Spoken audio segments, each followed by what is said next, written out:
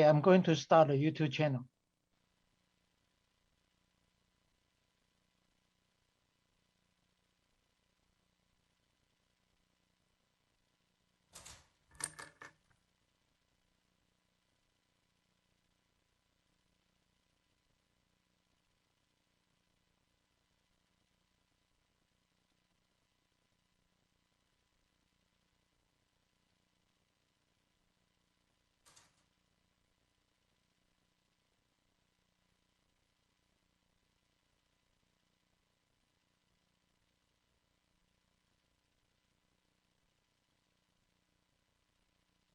Recording in progress. Mr. Mayor, we live. Great, thank you for that, Mark. So today is August 3rd, 2022. The time is 7:09 p.m. and I'm calling to order the Baldwin Park City Council regular meeting. And I believe we have Pastor Flores. Pastor Flores, would you mind leading us in an invocation?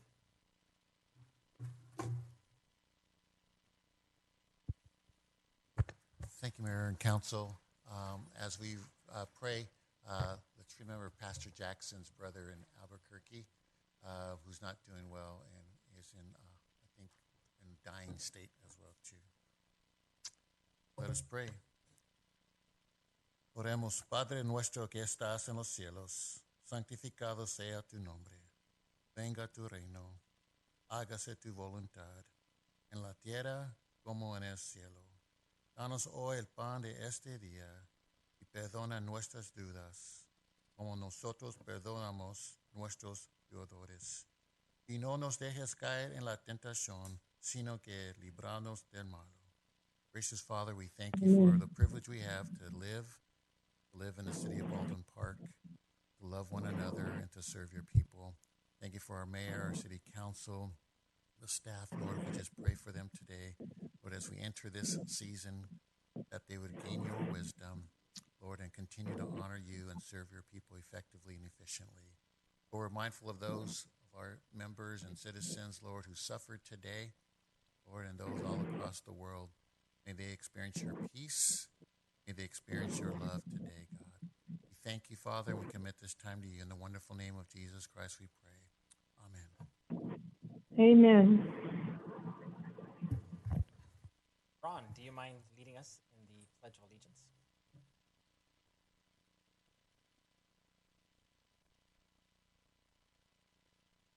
Pledge allegiance to the flag, United States of America, and to the republic for which it stands, one nation, under God, indivisible, with liberty and justice for all.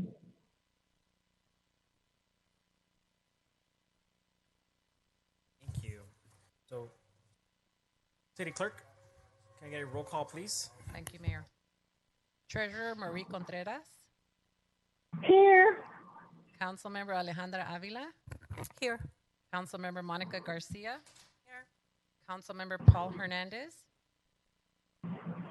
Mayor Pro Tem Daniel Damian. Here. And Mayor Emanuel Estrada. Here. Thank you for that, City Clerk. So, at this point, City Attorney, we didn't have a closed session, so I believe that there's nothing to report, so just go ahead and confirm that for me. That's correct, Mr. Mayor. There were no closed session items, therefore no reportable action. Thank you.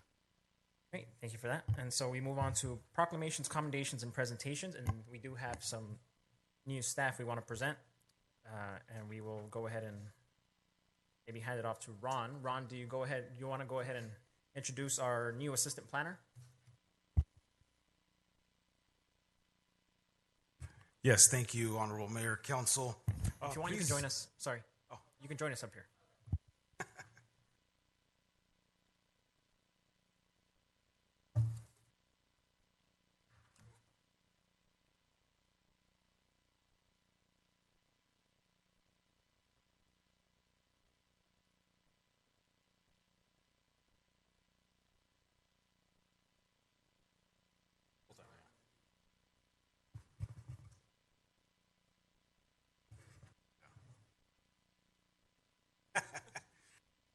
Thank you, Mayor, Council. Please join me in welcoming our new Assistant Planner, Jesus Astorga Rios.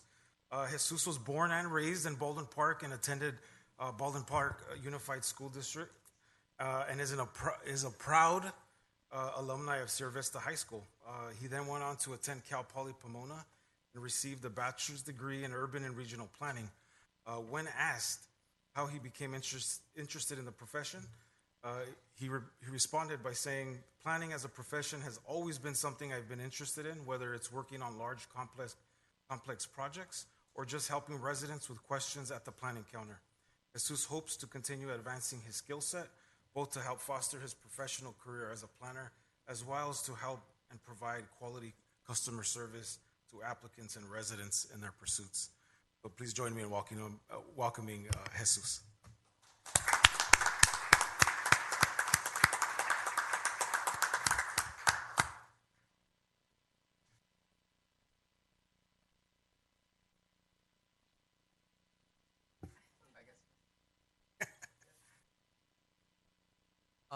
Thank you, Ron, for the introduction, and thank you for the opportunity to continue providing excellent customer service to the city. That's all. Thank you.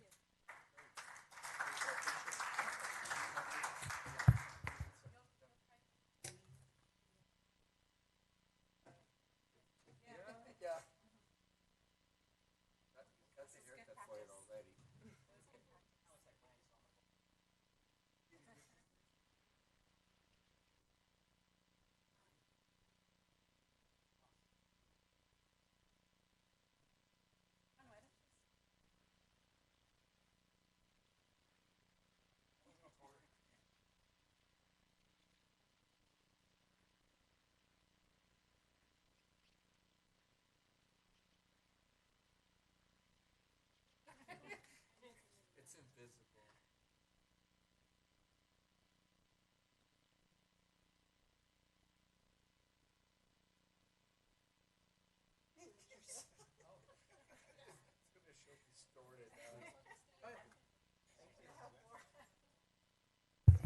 Now we definitely want to congratulate Jesus and thank him for coming to work for the city of Baldwin Park. I think there's nothing more exciting than seeing people who are homegrown and fellow Dons come back to the city and work for their city. And I think that that there's a sense of pride in the work that you'll do, and knowing that you're not only part of the city, you're being part of that change. And you can take your family around the city and point to things that you've done. So looking forward to that. So thank you for working for the city of Baldwin Park. And then we do have our introduction for. Give me 1 second.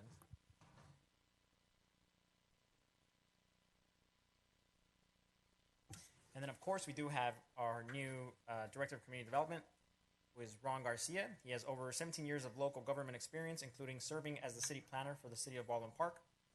Prior to working for the city, Ron was employed by the City of West Covina Planning Department. He has played an integral role in several key projects in the city, including the development of place-based downtown specific plan. Received a bachelor's in political science and city and regional planning from the University of California, Berkeley, and completed coursework in heritage and conservation from the University of Southern California.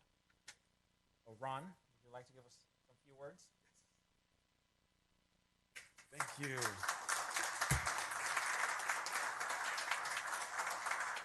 Thank you, everyone. I just want to say I'm grateful for the opportunity and feel humbled and honored to lead the Community Development Department.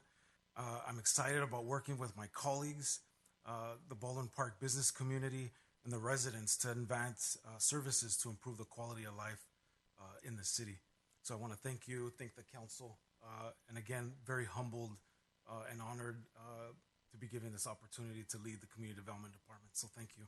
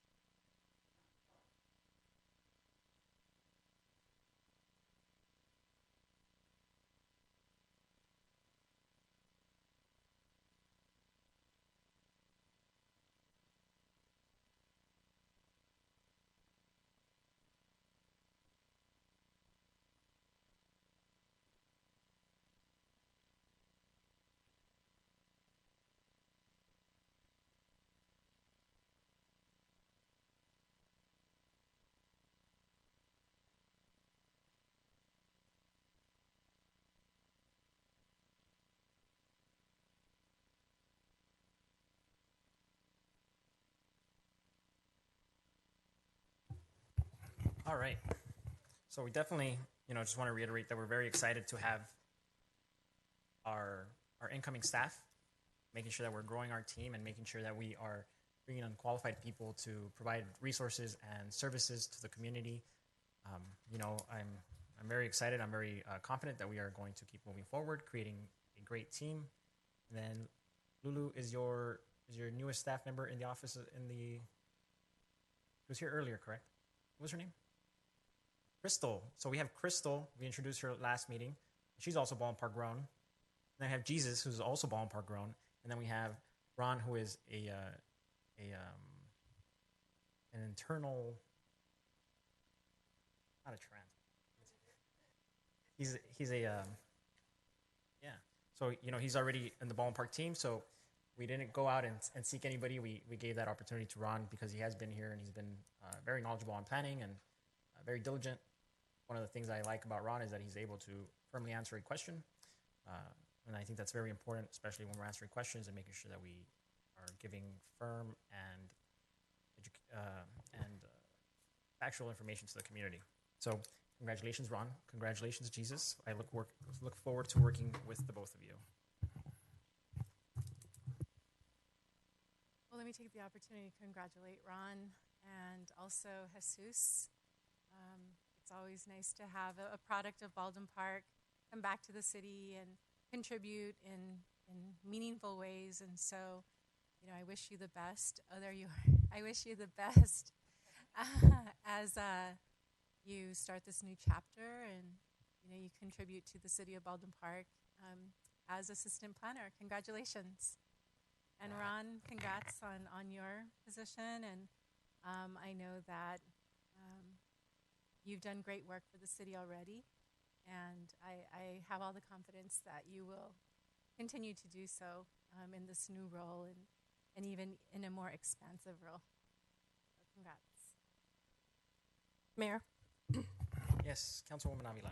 I also want to congratulate our new staff, Jesus.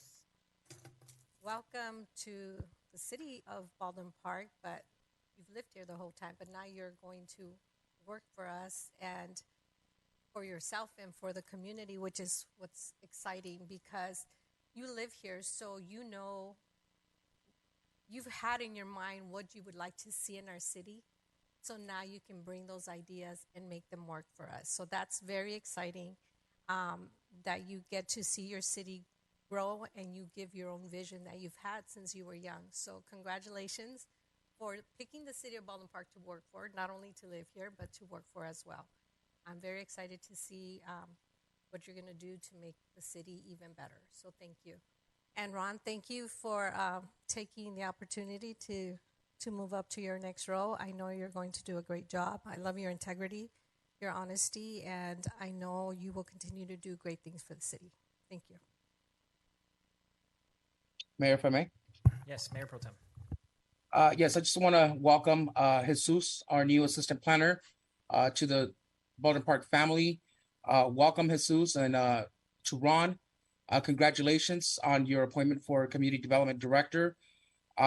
One thing I can say about Ron is just like the mayor stated, there's not a time where I would call and ask him a question that he doesn't know. Most of the time, he gives me an answer right then and there. He works with integrity. And I'm sure that and confident that he's going to do a great job in this position and do the right thing. So congratulations, Ron. Thank you. Mayor, I'd like to take the opportunity to close on behalf of a very special resident in our city. Our dear, sweet JoJo has passed on, and Baldwin Park will not be the same without her. Josephine Cronin was also known as JoJo, who lived in the city of Baldwin Park for 55 years. The city was able to organize a drive-by parade for her senior members to celebrate her 90th and 100th birthdays. Last September, City Council presented JoJo with the city plaque to commemorate her 100th birthday. As a longtime resident, she was very proud of her community and embraced everything about it. JoJo volunteered with the Baldwin Park Julia McNeil Senior Center and the Baldwin Park Adult Program for approximately 40 years. During that time, she was a spokesperson for senior classes and lifelong learning and received the Program of Excellence Award from the Department of Education. JoJo also volunteered countless hours in various capacities for both the city and the Bee Pace School District. In 2003, JoJo was voted Senior Prom Queen by her peers, and in 2004, she received the Older Americans Recognition Award from the LA County Board of Supervisors for her exemplary commitment, dedication, and her service to the community. JoJo was an outstanding individual with a beautiful outlook on life and served as a great example for us all. She will be missed and just dearly loved in this community. We'll certainly think about her. And, you know, she was such a quiet person, never really bringing attention to herself. But she was such a loving person. And that's why people loved her back, right? And she was always just very sweet and gentle and ready to serve others. So with that, we just want to give our condolences to JoJo's family and just let them know that she will be missed and remembered. Thank you.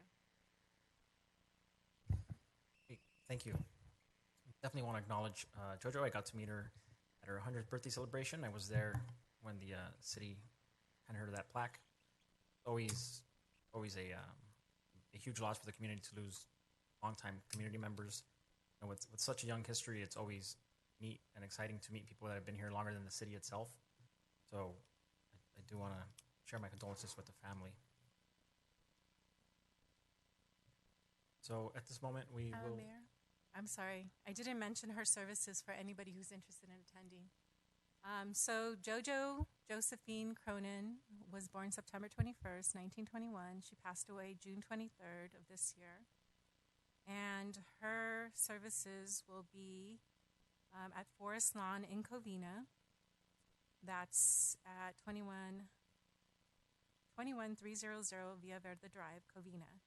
The viewing is on August 7th from 3 to 7 p.m. And the funeral services will be August 8th at noon at Church of Our Heritage. And then there's a reception to follow for anybody that's interested.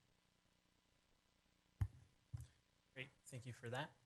So at this moment, I will move to open public communication. City Clerk, is there anybody looking to speak? Yes, thank you, Mayor. We have 5 individuals who sent email requests to speak tonight. We're going to start with Joanne Burns.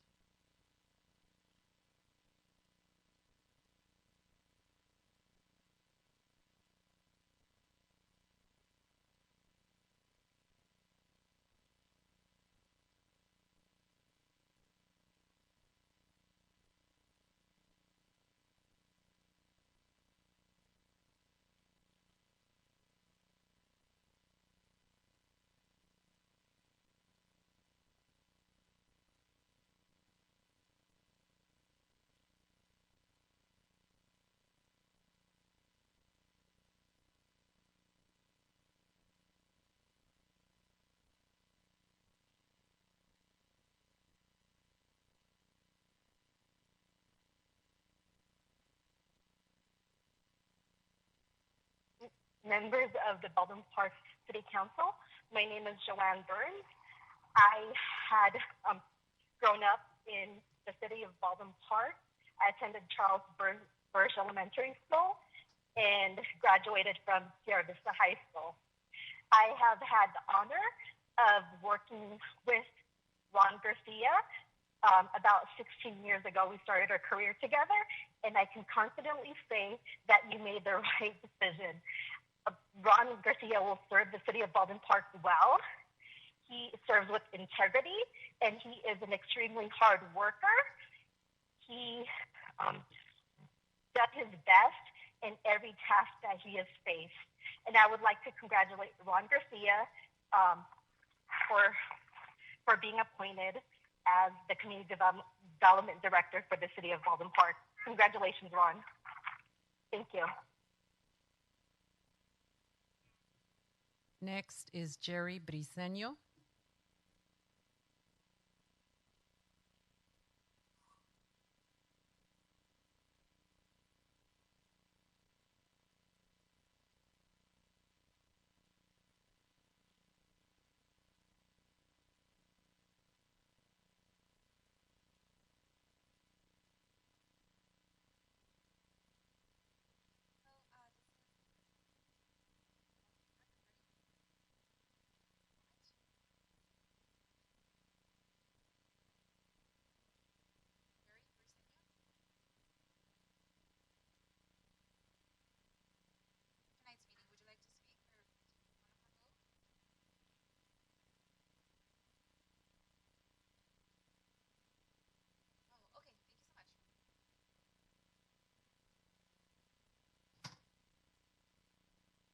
He chose to forego. Next is Paul Cook.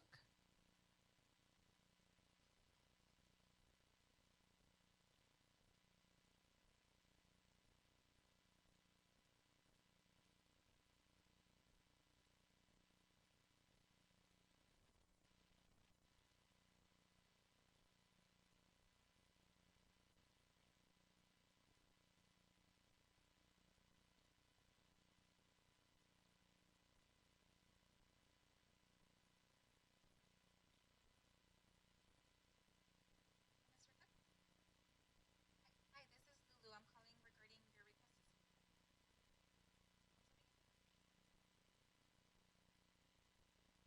Yeah, you may go ahead and start.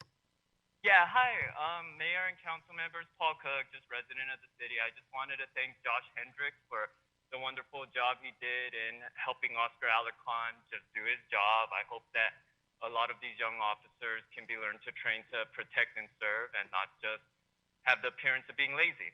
And that's not good training or good discipline. And the chief needs to know that it's making him look bad and it's making the city look bad. But thanks to Josh Hendricks and his hard work on that. And I want to thank Anthony Vasquez.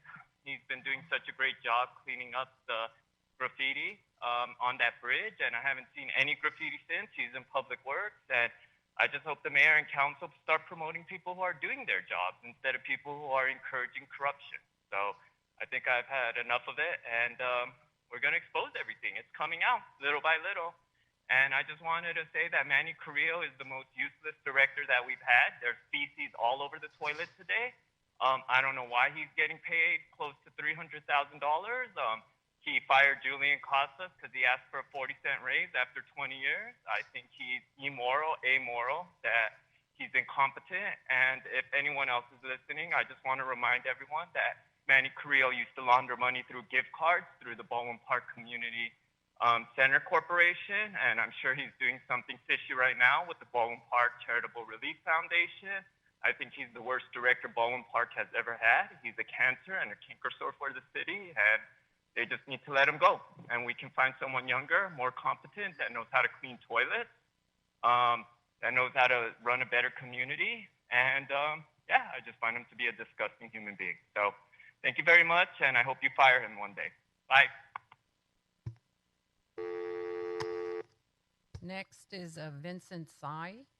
He is a candidate for State Senate District 22 and would like to introduce himself to the members of the City Council and residents of this city. He can also speak on the homeless issue. Good evening, Mr. Mayor, members of the City Council, residents of Baldwin Park. My name is Vincent Tsai. I'm a candidate for State Senate District 22. I'm currently a deputy sheriff with Ayala County. And I won't get into the whole backstory about why I decided to run. It's a long story. But I see myself as a public servant. And my scope of influence as a law enforcement officer only goes so much. So I saw on the agenda today that members of the council will be discussing appropriations for funding for the homeless issue. Right now, us as a state, we're throwing money at this homeless issue, and it hasn't produced any results. The homeless issue continues to grow. Between the fiscal year of 2018 and 2021, we spent $12 billion on the homeless issue, but yet the problem continues to go out of control. I humbly want to give the recommendation of the money that we are appropriating to certain organizations like the Los Angeles Homeless Services Authority. We need to keep them accountable. So we're spending a lot of money on this homeless issue, but nobody is stepping up in a leadership position to find out how that money is being spent and is it producing any results. And so what I want to do as a state legislator is institute things like what Michael Schellenberger recommended in his book, San Francisco. I really like his idea of CalPsych, an organization that oversees the counties and the cities of our state, and having some kind of chain of command where the leaders at the top are keeping people accountable and leading from the front, making sure that the amount of money we're spending on the homeless issue can actually produce results, and so we can get people the housing that they need, the mental health care that they need, and also drug rehab programs that drug addicts need to attend. I think that people that are homeless right now, they need to be kept accountable themselves. So we provide them with housing temporarily, mental health treatment, drug rehab treatment, but they have to show that they're making progress and they have to keep showing up. Right now, in these drug rehab programs, they might check in every once in a while, but then they disappear into the wind and then they're back in these open air drug markets. So we need to keep the homeless people accountable for their own actions too, because in the past I've worked in the jails, and I can tell you that a lot of our inmates want to go back to jail because life in jail is better now on the streets. They're getting free food, free medication, anything they want. And that doesn't incentivize them to take responsibility of their own lives and make a change in their own lives and get back on their feet. Thank you for your time. I appreciate it. Thank you. Next is Denise Knitter. She is with BizFed.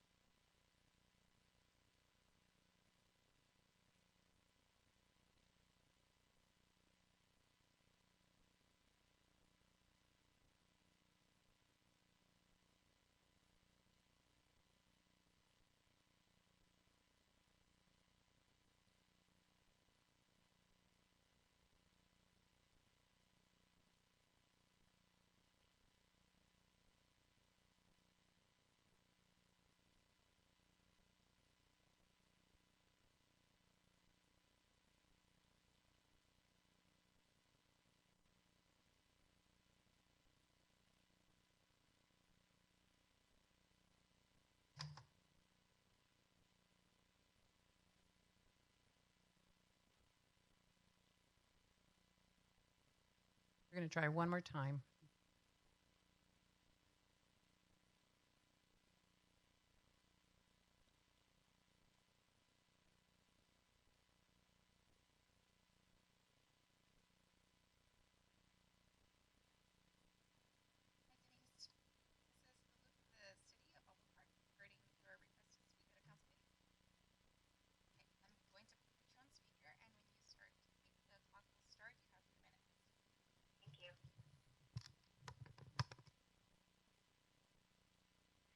Hello, my name is Denise. I'm calling on behalf of the Los Angeles County Business Federation, also known as BizFed.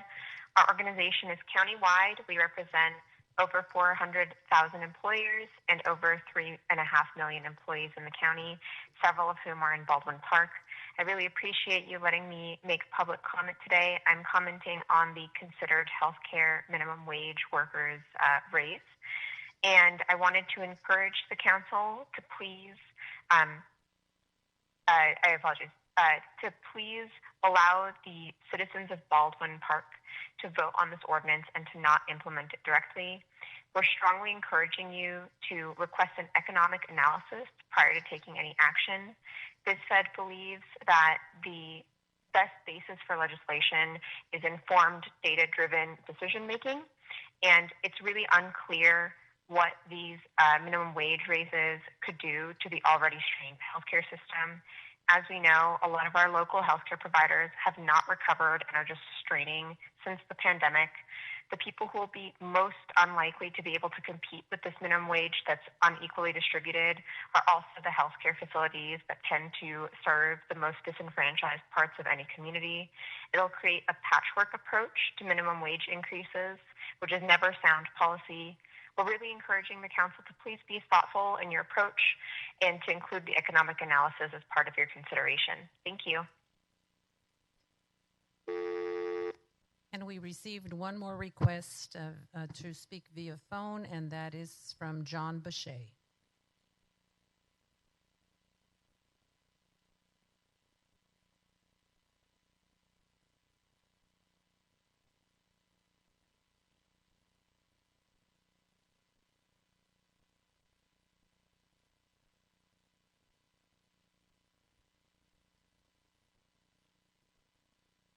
Hey, John, it's Lulu. I'm calling from the Baldwin Park regarding your request to speak. Hi, I'm gonna place you on speaker, and you can start speaking.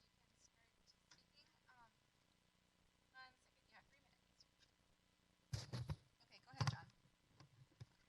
Good evening, Honorable Mayor and City Council. I would like to congratulate Mr. Ron Garcia on his new role. Ron, your great work ethic and commitment will be a great contribution to the Department of Community Development and the city. Thank you, Ron, for being a great friend and mentor. Ron, wishing you all the best and looking forward to seeing you soon. Thank you. Those were our call-ins. We did receive some cards. The first one is Gabriel Monteja. He is here to speak on healthcare worker minimum wage.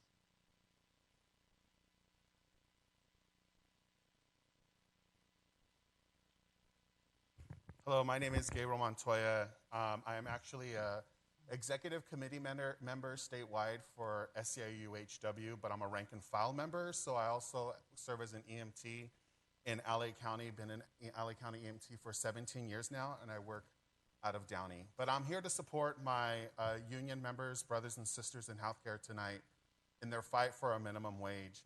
I'm here tonight with EVS, as most people know them as housekeepers, from our Downey Baldwin Park facility. They're here behind me.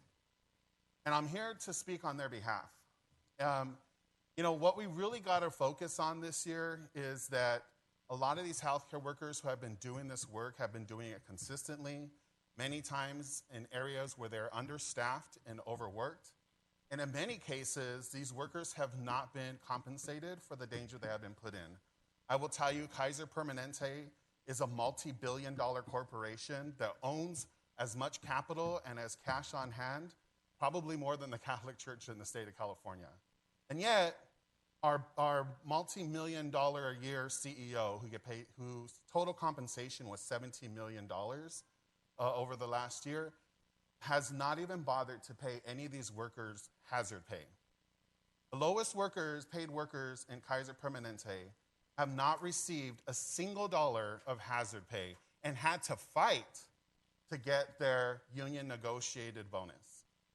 And so I say this because there's going to be a lot of people here tonight that want to have a conversation with you about how this is unequitable, how it's unjust. Well, let's talk about equity. Let's talk about how it's unequitable to ask people to continue every single day to put themselves and their families at risk and yet decide that they should not be even able to survive and pay rent in the communities that they work and they live in. We all know that rent in the city of Baldwin Park and rent in LA County, period, is outpacing the ability that these workers who do a necessary job in our hospitals are able to make.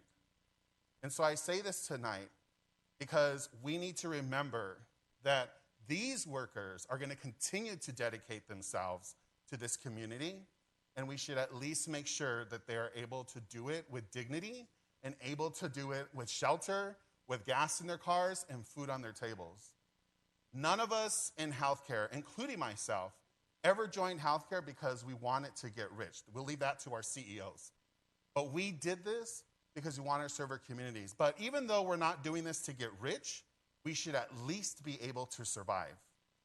And I think the people of Baldwin Park would like to see the people who are caring for them have a home to go to, have gas in their cars, and food in their stomachs while they take care of them. So please continue to work on this ordinance, and let's make sure we take care of healthcare workers. Thank you. Next is Catherine Lozier. She'll speak on regarding the library.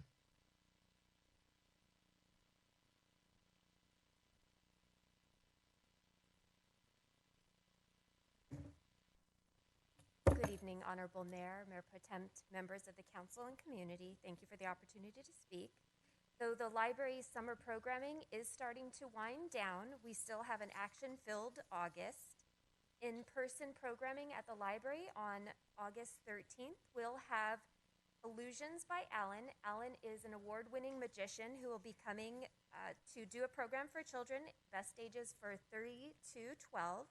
He'll have sleight of hand tricks, zombie floating balls, and Chinese linking rings, and a lot of audience participation. The attendance is limited, so if you have a little one who might want to participate, registration opens up on Saturday, and I highly recommend you make a reservation then. And then we have 4 virtual programs for adults throughout August. On Saturday, August 6th, this Saturday at 11 a.m., author Ed Lin will be talking about his latest novel, Death Doesn't Forget. It's the 4th installment in his humorous and enthralling Taipei Night mystery series. On Monday, August 8th at 6 p.m., the library will work in collaboration with the Andrew Mellon Foundation and American Academy of Poets. The library will host a panel featuring 8 poet laureates of 8 different cities around the country, and they'll talk about how they represent their cities and communities through their writing. On Thursday, August 11th, we will have the Theodore Payne Foundation talking about lawn removal one-on-one, teaching you how you can remove your lawn and save water with low-care native plants. And then back by popular demand on Tuesday, August 16th at 3 p.m., LA County's Office of Small Business will provide entrepreneurs with the helpful information that they'll need to start their own business here in Los Angeles County. So thank you all so much for your time. Stop in and see me at the library sometime. Thank you. Thank you. Next is Margarita Clemente. She would like to speak on Fraser Street safety.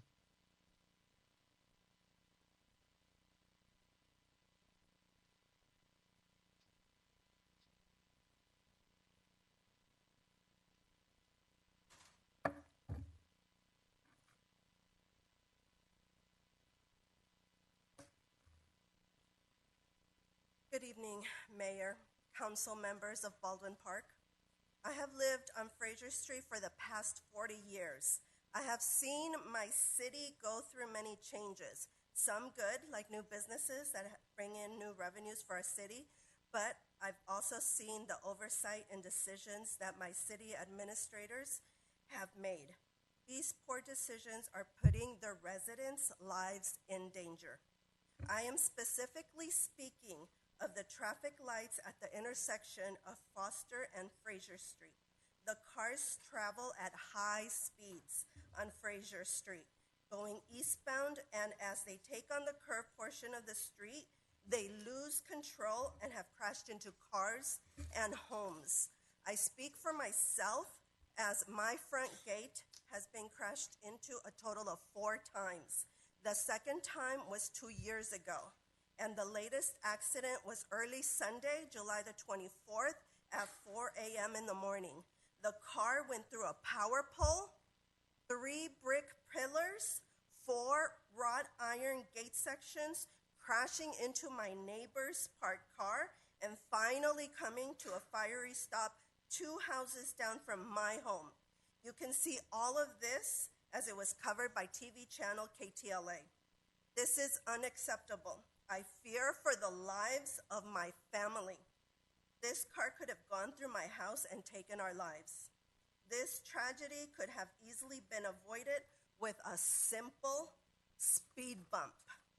I speak for the people of Baldwin Park when I urge you to place speed bumps on Fraser Street near Foster. I urge you to keep the lives of your city residents safe and show that our lives matter.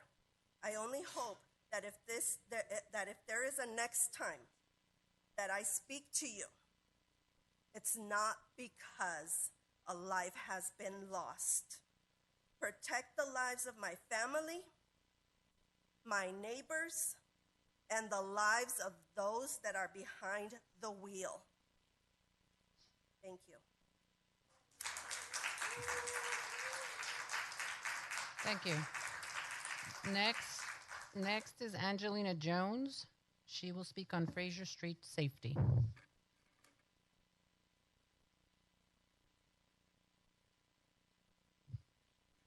Hello, Mr. Mayor and council members. My name is Angelina Jones. I live at 13459 Fraser Street. As an educator, I tell my students to ask for help when they need it. And now I'm here asking for your help to keep our streets, my family, and neighbors safe. I have a list of collisions that have happened on our street from 2019. There are more, but these are the ones I have record of. December 20th, 2019, around 11 p.m., which Councilmember Avila was able to see the destruction caused during her ride-along with Baldwin Park PD that night. May 2nd, 2020, around 8:45 p.m. December 14th, 2021, around 12:15 a.m.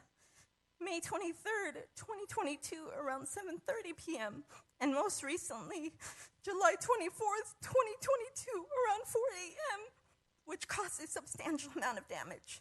Two of those incidents have affected our home, automobile, but most importantly, our mental health, and has caused financial hardship.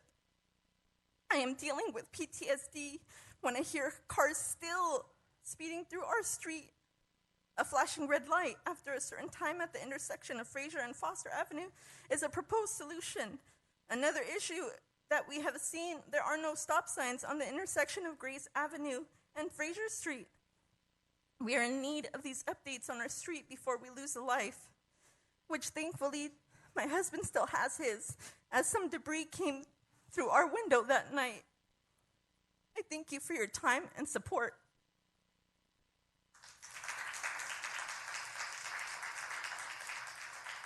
Thank you. Next is Carlos Escobosa. He would also like to speak on Fraser Street.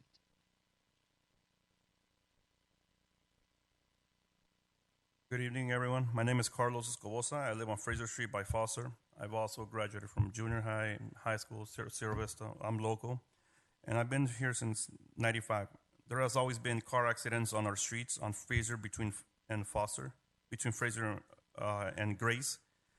But since the addition of the traffic lights on Foster and Fraser, the number of accidents have increased. Just last year, there was a period of 4 to 6 months where we had at least one accident a month in the middle of the night.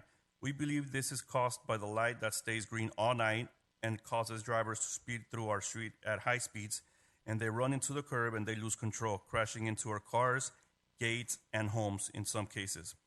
Luckily, nobody has been seriously injured. We would like for the city to add some speed bumps on our street to slow down drivers, because these accidents turn deadly to the drivers and the residents on our street. Also, on a different note, we would like to see if someone can come out to reevaluate the left turning lane that was added on Fraser Street and Foster, turning towards Sierra Vista Middle School. When they added this turning lane, they painted on our curves, so now the cars are speeding, and they're speeding literally next to our houses, and that there's no cars blocking them from or preventing them from going straight into our homes. So we are fearful, and we brought this message up to the city. We've called many times, and no one has done anything about it. Even when Lozano was here as mayor, we spoke to him. He even went one time, and nothing was done. So we are really tired of this problem, and we hope nothing bad happens out of this. And even the mailman doesn't deliver our mail, because now they took away our parking spot for 4 of our houses, which is like 8 parking spots. So now we all have to run to park our cars, blocking our neighbors' mailboxes, and they won't get their mail because of that. So we're just tired of it, and we hope you guys can really do something about it this time to prevent anything worse from happening. We would just like the city to add some type of safety measure concerning all of this, and thank you for hearing me out. Thank you. Next is Nairi Bagdasarian.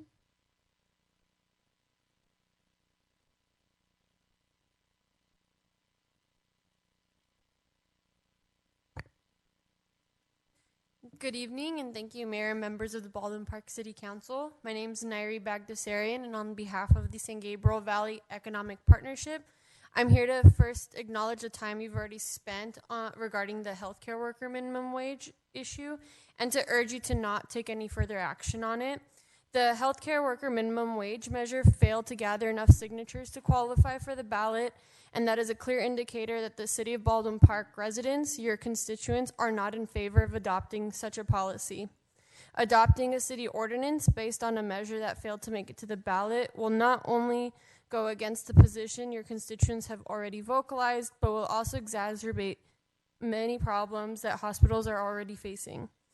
I understand that it is really hard for people right now.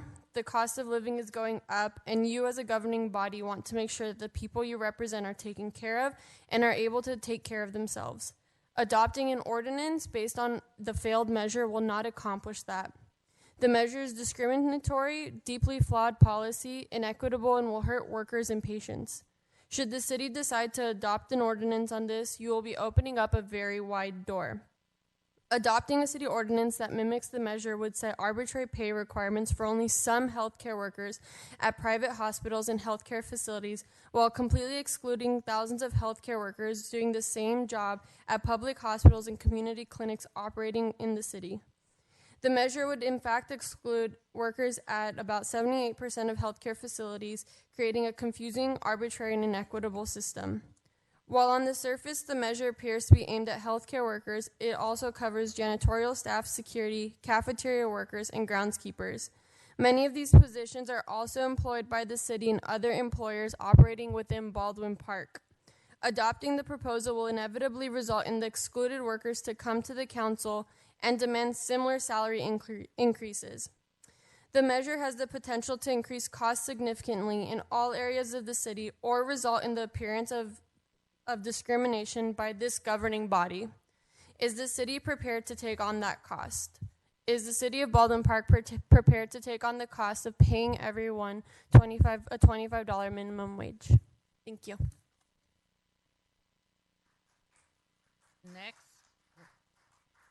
Next is Irma Sanchez. She'd also like to speak on Fraser accidents.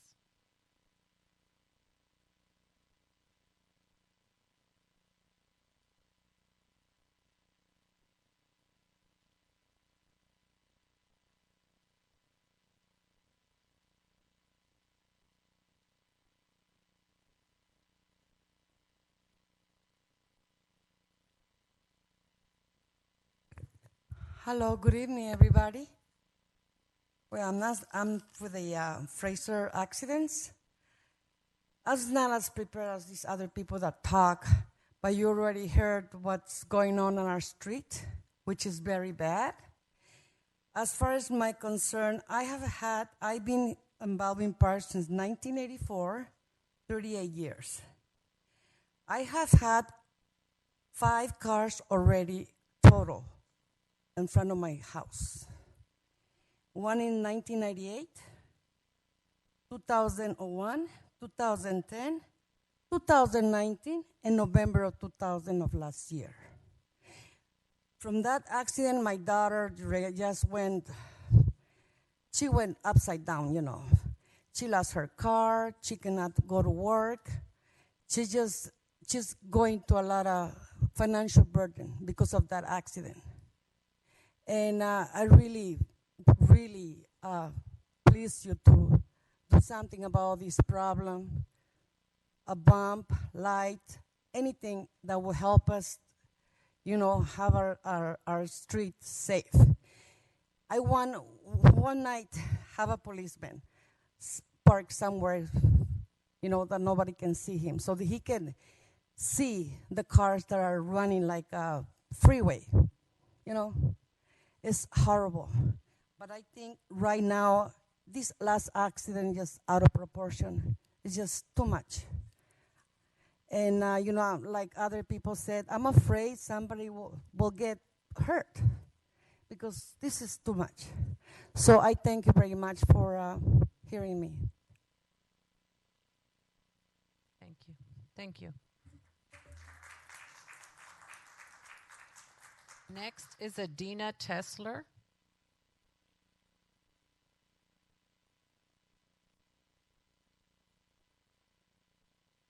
Good evening, Mayor Estrada, members of the Baldwin Park City Council. My name is Adina Tessler, and I'm here today on behalf of the Hospital Association of Southern California.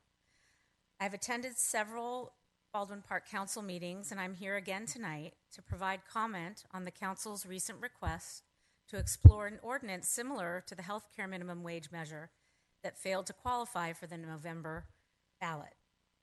First, I want to thank the Council for continuing to meet with HASC and other stakeholders. We deeply appreciate your thoughtful approach in determining whether this type of wage policy is right for the residents of Baldwin Park. Because the measure failed to qualify enough signatures, the Council is under no time constraint to act. In fact, you are in the best position to take your time to thoroughly analyze and vet all possible options and impacts on Baldwin Park. We strongly urge the Council to request a thorough economic analysis prior to taking any action, so that this body is fully informed of the potential economic impacts on the healthcare workforce and on the facilities within Baldwin Park. According to our own research, 78% of the healthcare facilities in Baldwin Park would be excluded from the measure as originally drafted. The excluded workers are from community clinics, nursing facilities, and other providers that have also been on the front line throughout the pandemic. New research from the Berkeley Research Group, which I have shared with you, has also found that 85% of Baldwin Park healthcare workers making under $25 an hour would be excluded from the current proposal. The analysis also found that the proposed measure would increase salary expenses for the covered facilities in Baldwin Park 17%. This is the highest amount of all the cities examined where similar wage measures have been introduced. The impacts on Baldwin Park are unique, significant, and worthy of further thoughtful review. On behalf of the healthcare providers in Baldwin Park, we thank you for your consideration, and we stand ready to work with the city on any issues impacting our members and the care they provide for the people of Baldwin Park. Thank you for your time. Next is Noe Castro.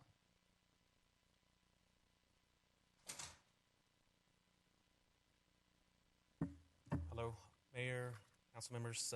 My name is Noe Castro, and I am with the Los Angeles Metro Hispanic Chamber of Commerce, and I'm commenting today on the proposed health care worker minimum wage measure that council has asked staff to potentially explore. Our chamber stands with workers, community clinics, and healthcare providers in strong opposition against this measure. While we recognize council has asked staff to explore what an ordinance could look like, we urge the council to take no further action. If the council wants to consider doing so, we strongly recommend ordering an economic analysis to better examine the potential economic impacts and unintended consequences. Keep it short and sweet. Thank you again for your time. Thank you. Next is Jorge Alba.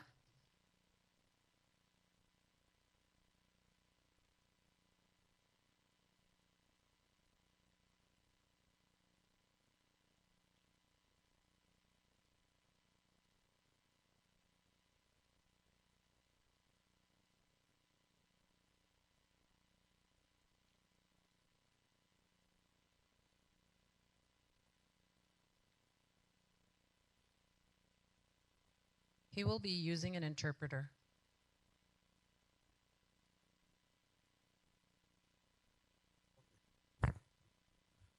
Buenas tardes a todos. Venimos por lo mismo, por el mismo problema de Fraser Street en Foster. Cada vecino aquí que venimos, y faltaron muchos todavía porque están trabajando, queremos mirar si podrían hacer algo por nosotros. Cada vecino le han pegado a su casa o a su carro de perdida 3, 4, 5 veces en los últimos 6 años, 5, 6 años. Y ya todos los vecinos pues nos estamos poniendo de acuerdo para ver qué pueden hacer con nosotros, porque esto tiene que cambiar. Y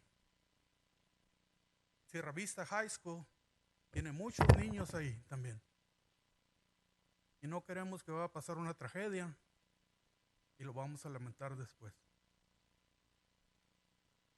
Todo lo que queremos, poner speed bumps, posiblemente the red light, the flashing lights, en la noche que se cambien, que estén flashando rojo o amarillo, no sé todavía, pero casi todos los accidentes han pasado de noche y es lo que queremos, que en el día de perdida respeten esa calle y en la noche también, de perdida que paren en el semáforo. Y con eso posiblemente podemos parar un poco a la gente que va muy deprisa de noche. Porque esa calle parece Speedway. Toda la gente camina recio en la noche, especialmente fines de semana. Viernes, sábado y domingo, toda la gente está asustada. No quieren salir y ese es el tema que tengo hoy. Espero en ustedes que nos puedan ayudar. Muchas gracias.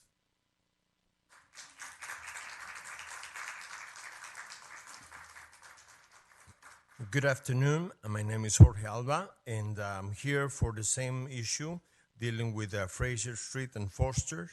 I am same as all the neighbors that have been here, and there's quite a few more who are not here today because they're still working. Each of us or each neighbor has been hit, his car or his house have been hit 3, 4, 5 times during the last 6 years. All neighbors, we want to know what are you going to do to this to solve this situation, because this has to change. Sierra Vista High School is nearby, and we need to do something to prevent some kind of a tragedy that is coming if nothing is changed. We want you to consider installing speed bumps and maybe red lights or flashing lights, or at night maybe red lights or yellow lights, I don't know what colors, and to be on all night. And during the day to make sure that the drivers respect the area at night as well. And maybe with that, the drivers will slow down a little bit, and people will prevent people from driving that fast. This occurs on Friday, Saturday, Sunday nights, and well, this is the comment I have for you tonight. Thank you. Thank you. Next is Melissa C. She's here to speak on Community Director Ron Garcia.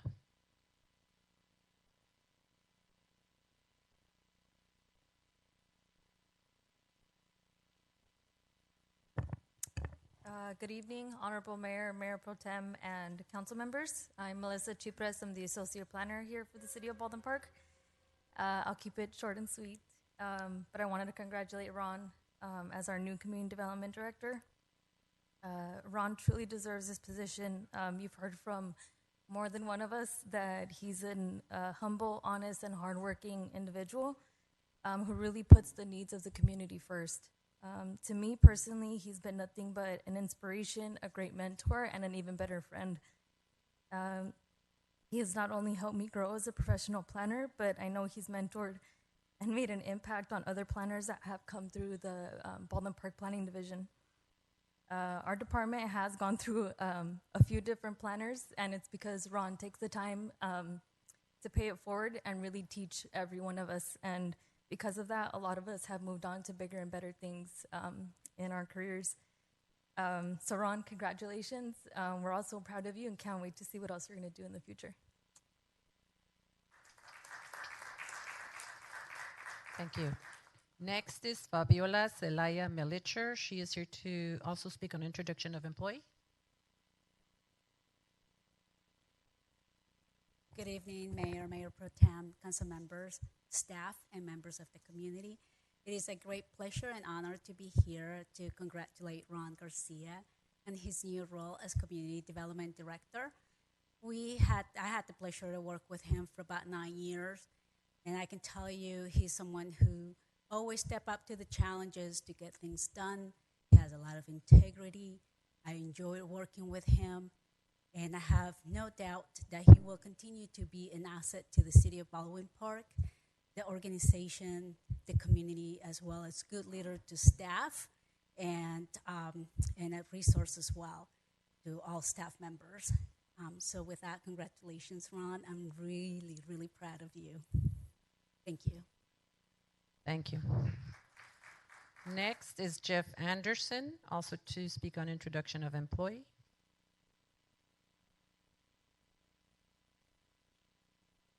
Hi, I'm Jeff Anderson. I'm the former planning director for West Covina. We hired Ron back in 2005, I guess. I thought it was 2003, but and Ron came up through the ranks there, and we had a great time working with him, and it was a pleasure watching him develop over the years, and I have no doubt that he's going to do a great job for you guys here at Baldwin Park. Go get him, Ron. Thank you. Thank you. Mayor, those are all the calls and submissions we received for speaking. Great. Thank you for that, City Clerk. If anybody is looking to speak that did not fill out a speaker card, now is your time.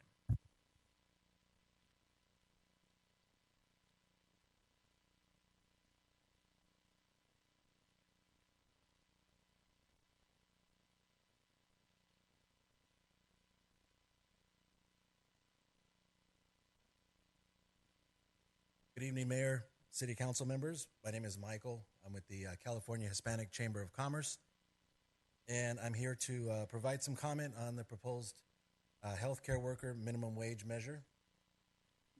So at the Chamber, we are very concerned about the unintended effects of the proposed measure that can possibly happen if it is enacted.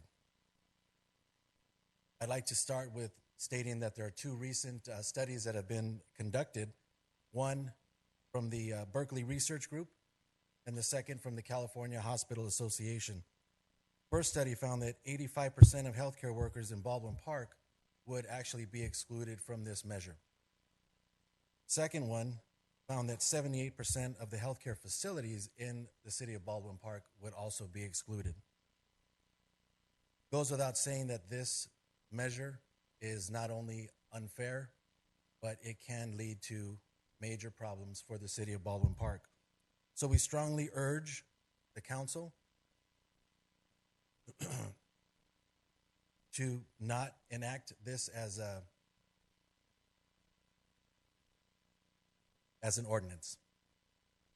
If the council does decide to consider this as an ordinance, we also strongly recommend that an economic analysis be conducted so that voters do have a better understanding of the ramifications and effect that this can have on their community. Thank you very much.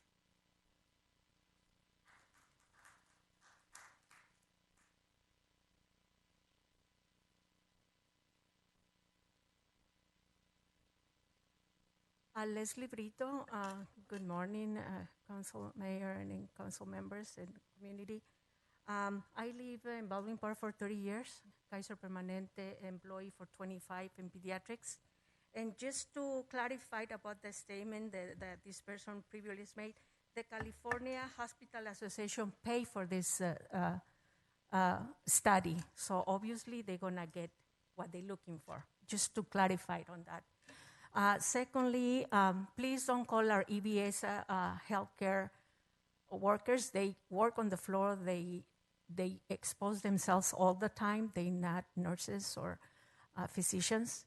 And also we need to remind that the people who come and talk to you about percentages and damaging the hospitals, they get paid. They lobbyists. That's their job. And I would like to see how much money they pay them to come and disturb you and give you the false statements. And also, they never are next to me. I never saw those lobbyists working with me, and I invite them to be just one day working at pediatrics with me, but they need to make sure that they don't bring the high heels, because they're not going to be able to make it. With the fancy high heels and fancy clothes, they're not going to be able to make it about what I do. I take care of kids. I take care of their family. I expose myself every single day. I got COVID twice already, even though taking the precautions. I'm very, very precautious, and I got sick too. So you guys need to see the other side of the story. They get paid. My CEOs get hundreds of thousands besides the bonuses that they get. And they crying because the members are asking for $25? How much is $25 right now? It's nothing. $25 a member. California State is giving the minimum wage for $16 and it's going to be up and up. So $25 is nothing. They greedy. They cry for nothing. They cry for profit. They don't care about the other side of the members. They care about to be billionaires. They care about fancy cars and fancy houses because we are the ones who are on the floor. Please remember that. See the other side of the story. Remember, they get very good money to come and give you the false statements, and they get pretty good money doing lobbyists. That's what they do. They live doing lobbyists. Please remember that, and I hope you pass the ordinance for the benefit of Baldwin Park, but for the benefit of low-income people, for the people who struggle, for the people who have to look for a second job. Having a second job at home, that's a shame. Living on the richest country of the world, we had to do 2 jobs to make it. Thank you very much.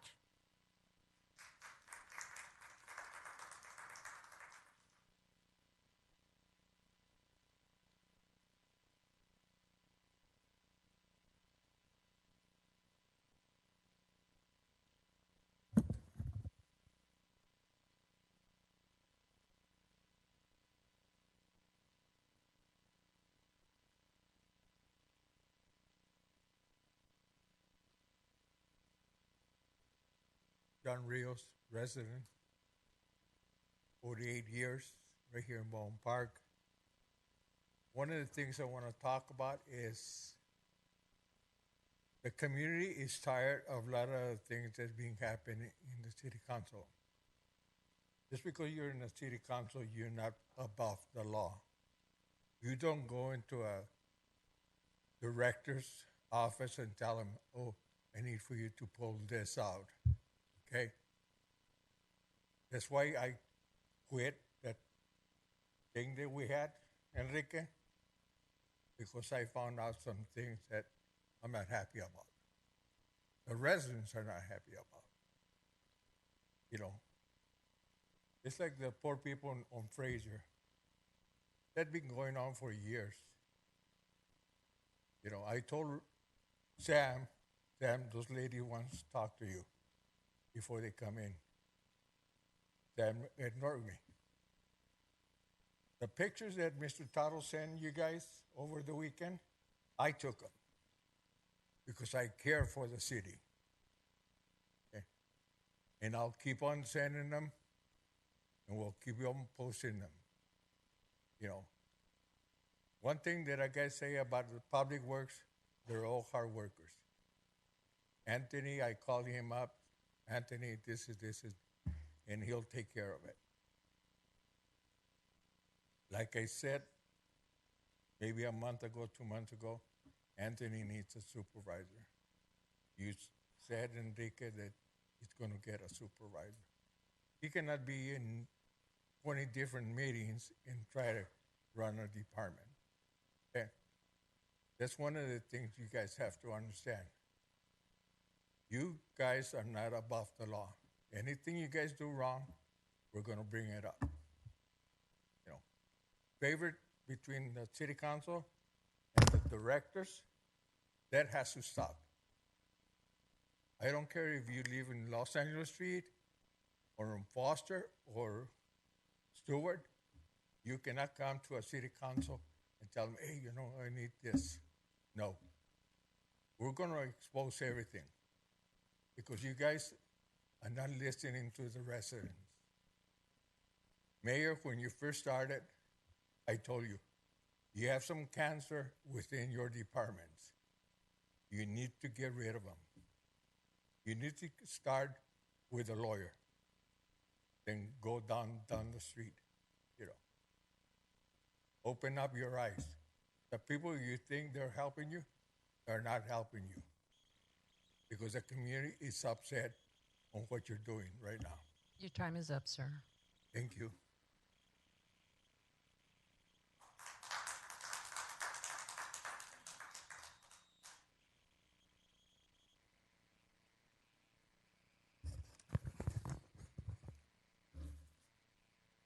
Greg Tuttle, business owner. First of all, I'd like to wish Maria over at Parks and Rec a speedy recovery. She was attacked by a homeless person over at the concerts in the park. Should have never happened. This is stuff that I've been complaining about, but everybody, poor homeless. But this thing has got to end. Now, I want to thank the mayor. I sent him a text. He took care of a violent person that was threatening the workers over the owners at a restaurant near my building with intimidation that if they called the police, that he was going to come set fire and do harm to them. These are sick people. They need to be in hospitals, not coddled, not put in a home and any of that. Now, I'm all for the family people. The people that have kids and everything else, they need a home, that's fine. These people are sick people and they're violent. And you saw with your own employee getting struck. Now then, the people over here at this street, this should have never happened. This has been years ago. I don't know who they've been talking to, but this thing should have been handled. We're going to have another accident like the church over here with the women's club where a person got killed. That doesn't need to happen. Fix the street. It's minimal cost versus a life. Now then you got the Kaiser Permanente. If they got a problem, go see your employer. That's as simple as that. You're not their employer. Now, if you want to start paying your workers $25 an hour, the minimum wage, then you got something to talk about. But you aren't paying them that. You're paying them the minimum wage of what LA is, around $16 an hour. Now then, I want to thank Sam. I called him today. I said I got a bunch of junk that was left over from all the different homeless things that the mayor cleaned out for me. Texted the city manager. Oh, I don't see anything. I drive around the city. It's just he doesn't drive around the city where I'm at, I guess. But Sam took care of it today, got rid of the extra stuff that was over there. And Anthony came over, asked me, is there anything else I can do for you? So I'm very impressed with that. And thank you, Mayor, for what you did. This stuff with this homeless stuff has got to end. You can't let these violent people lay on the street and then attack us business owners and threaten us business owners, because we're not going to put up with it anymore. And I suggest that you guys get in, you find out where you can put these people, and the state needs to put in these hospitals again and reopen them again and give them help, because it's not doing any good what's happening here now. So please, listen to your residents and listen to your business owners, because we're not going to put up with it anymore. And I appreciate the help that we get and the speediness that you guys did it. Thank you very much for your help.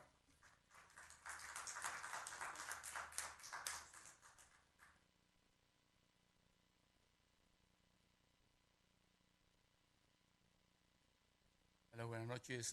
He was transmission por 40 años, con Baldwin Park por 40 años también. Y lo que está diciendo los residentes de Baldwin Park en la Fraser, la póster es cierto, yo ya sabía eso, desde cuando nomás que estaba esperando que ellos dijeran para que hagan algo. Tienen que poner unos ampes ahí, no sé qué, pero tienen que hacerlo rápido porque van a pasar más accidentes. Y yo estoy de acuerdo con ellos. Entonces, aparte de eso, quiero también decirles que los homeless todavía nos falta mucho por limpiar. Limpiaron esta semana aquí la Ramona, pero dejaron toda la basura.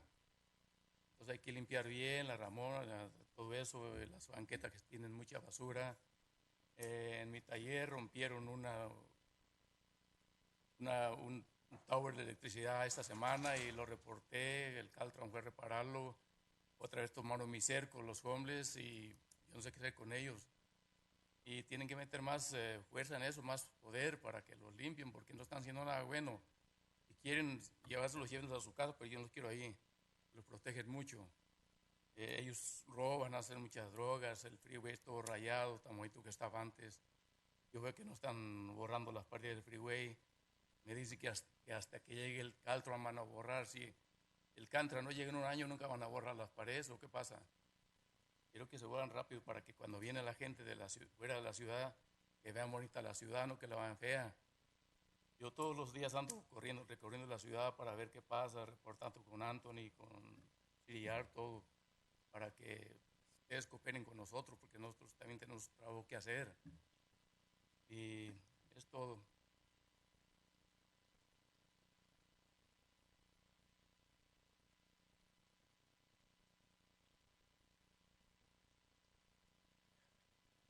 Good evening. My name is Abel, and I've been in Baldwin Park for 40 years. I'm here to talk about the issue related to Fraser and Foster Street. I knew about these problems, but I wanted to see that the other neighbors and residents bring it up first. You have to do something about it, and you have to do something quickly, or else more accidents will take place. The other issue is the homeless. They have taken them and they have cleaned the area of Ramona, but there's more cleanup to be done. There's trash to be picked up, and there's need to clean up the sidewalks as well. They broke one of the electric poles in around my shop. I reported this homeless, and I will continue to do so. And you know, the people who care for them, they should take them home. Take them home and take care of them. And they do drugs. They paint with graffiti the areas of the freeway and all that, and the city doesn't look beautiful anymore. It used to, but not anymore. And they said in regards to the issue of the graffiti, they're waiting for Caltrans to show up, but it might take a year for them to show up. You know, I want to see my city beautiful again. And I walk around a lot around the city, and I want to see that this gets cleaned up. And that's it.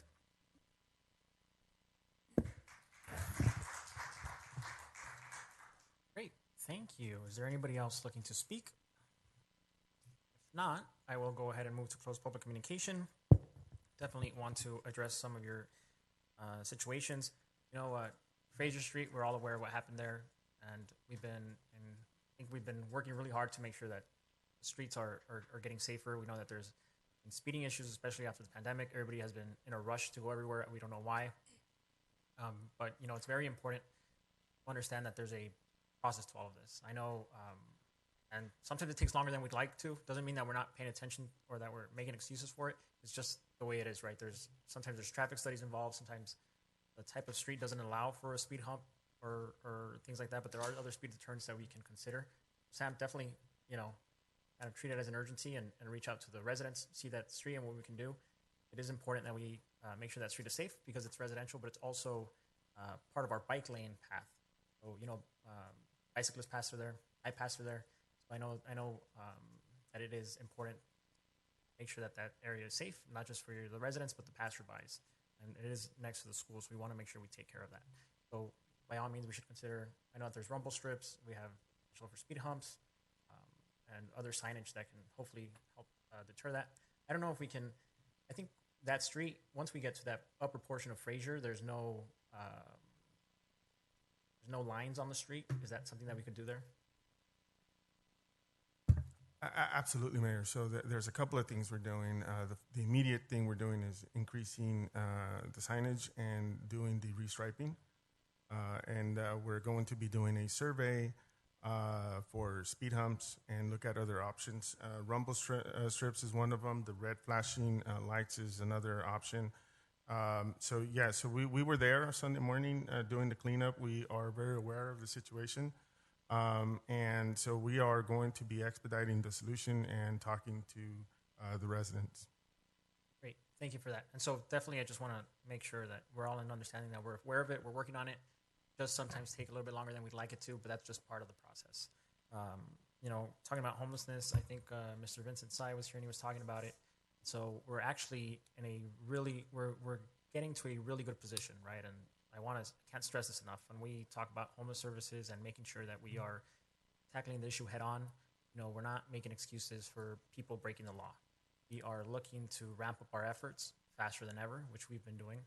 And we're looking to be able to meet our requirements under Martin v. Boise. So under Martin v. Boise, it was a lawsuit, and I've talked about this multiple times. It's a lawsuit that originated, I believe, in Ohio, and it went all the way up to the Supreme Court. And it ruled that asking individuals to simply keep it moving without offering them a place to go was unconstitutional, and it was unusual and cruel punishment. So as I mentioned, I believe last December, it was upheld by the Supreme Court. Once you get to the Supreme Court, There is nowhere else to go. So here in the city of Baldwin Park, we opened up our first tiny home project last year in record time, the first in the San Gabriel Valley, and it's actually helped a lot of people, preventing them from getting into homeless, and it helps us reach our units, making sure that we're reaching that status that we need to be able to do these things. We're opening up our family tiny home shelter, which we have on our agenda today, and that is another really important project. It's something that I don't believe has been done before anywhere in the region, not just San Gabriel Valley. So it is a pretty big deal. And then I know that we have other projects coming up. I believe we have a partnership with Lakata that is coming up through the Regional Housing Trust, which would help have a mobile crisis response team. I gave direction, I believe, a month ago to meet with the county, and that meeting was held yesterday.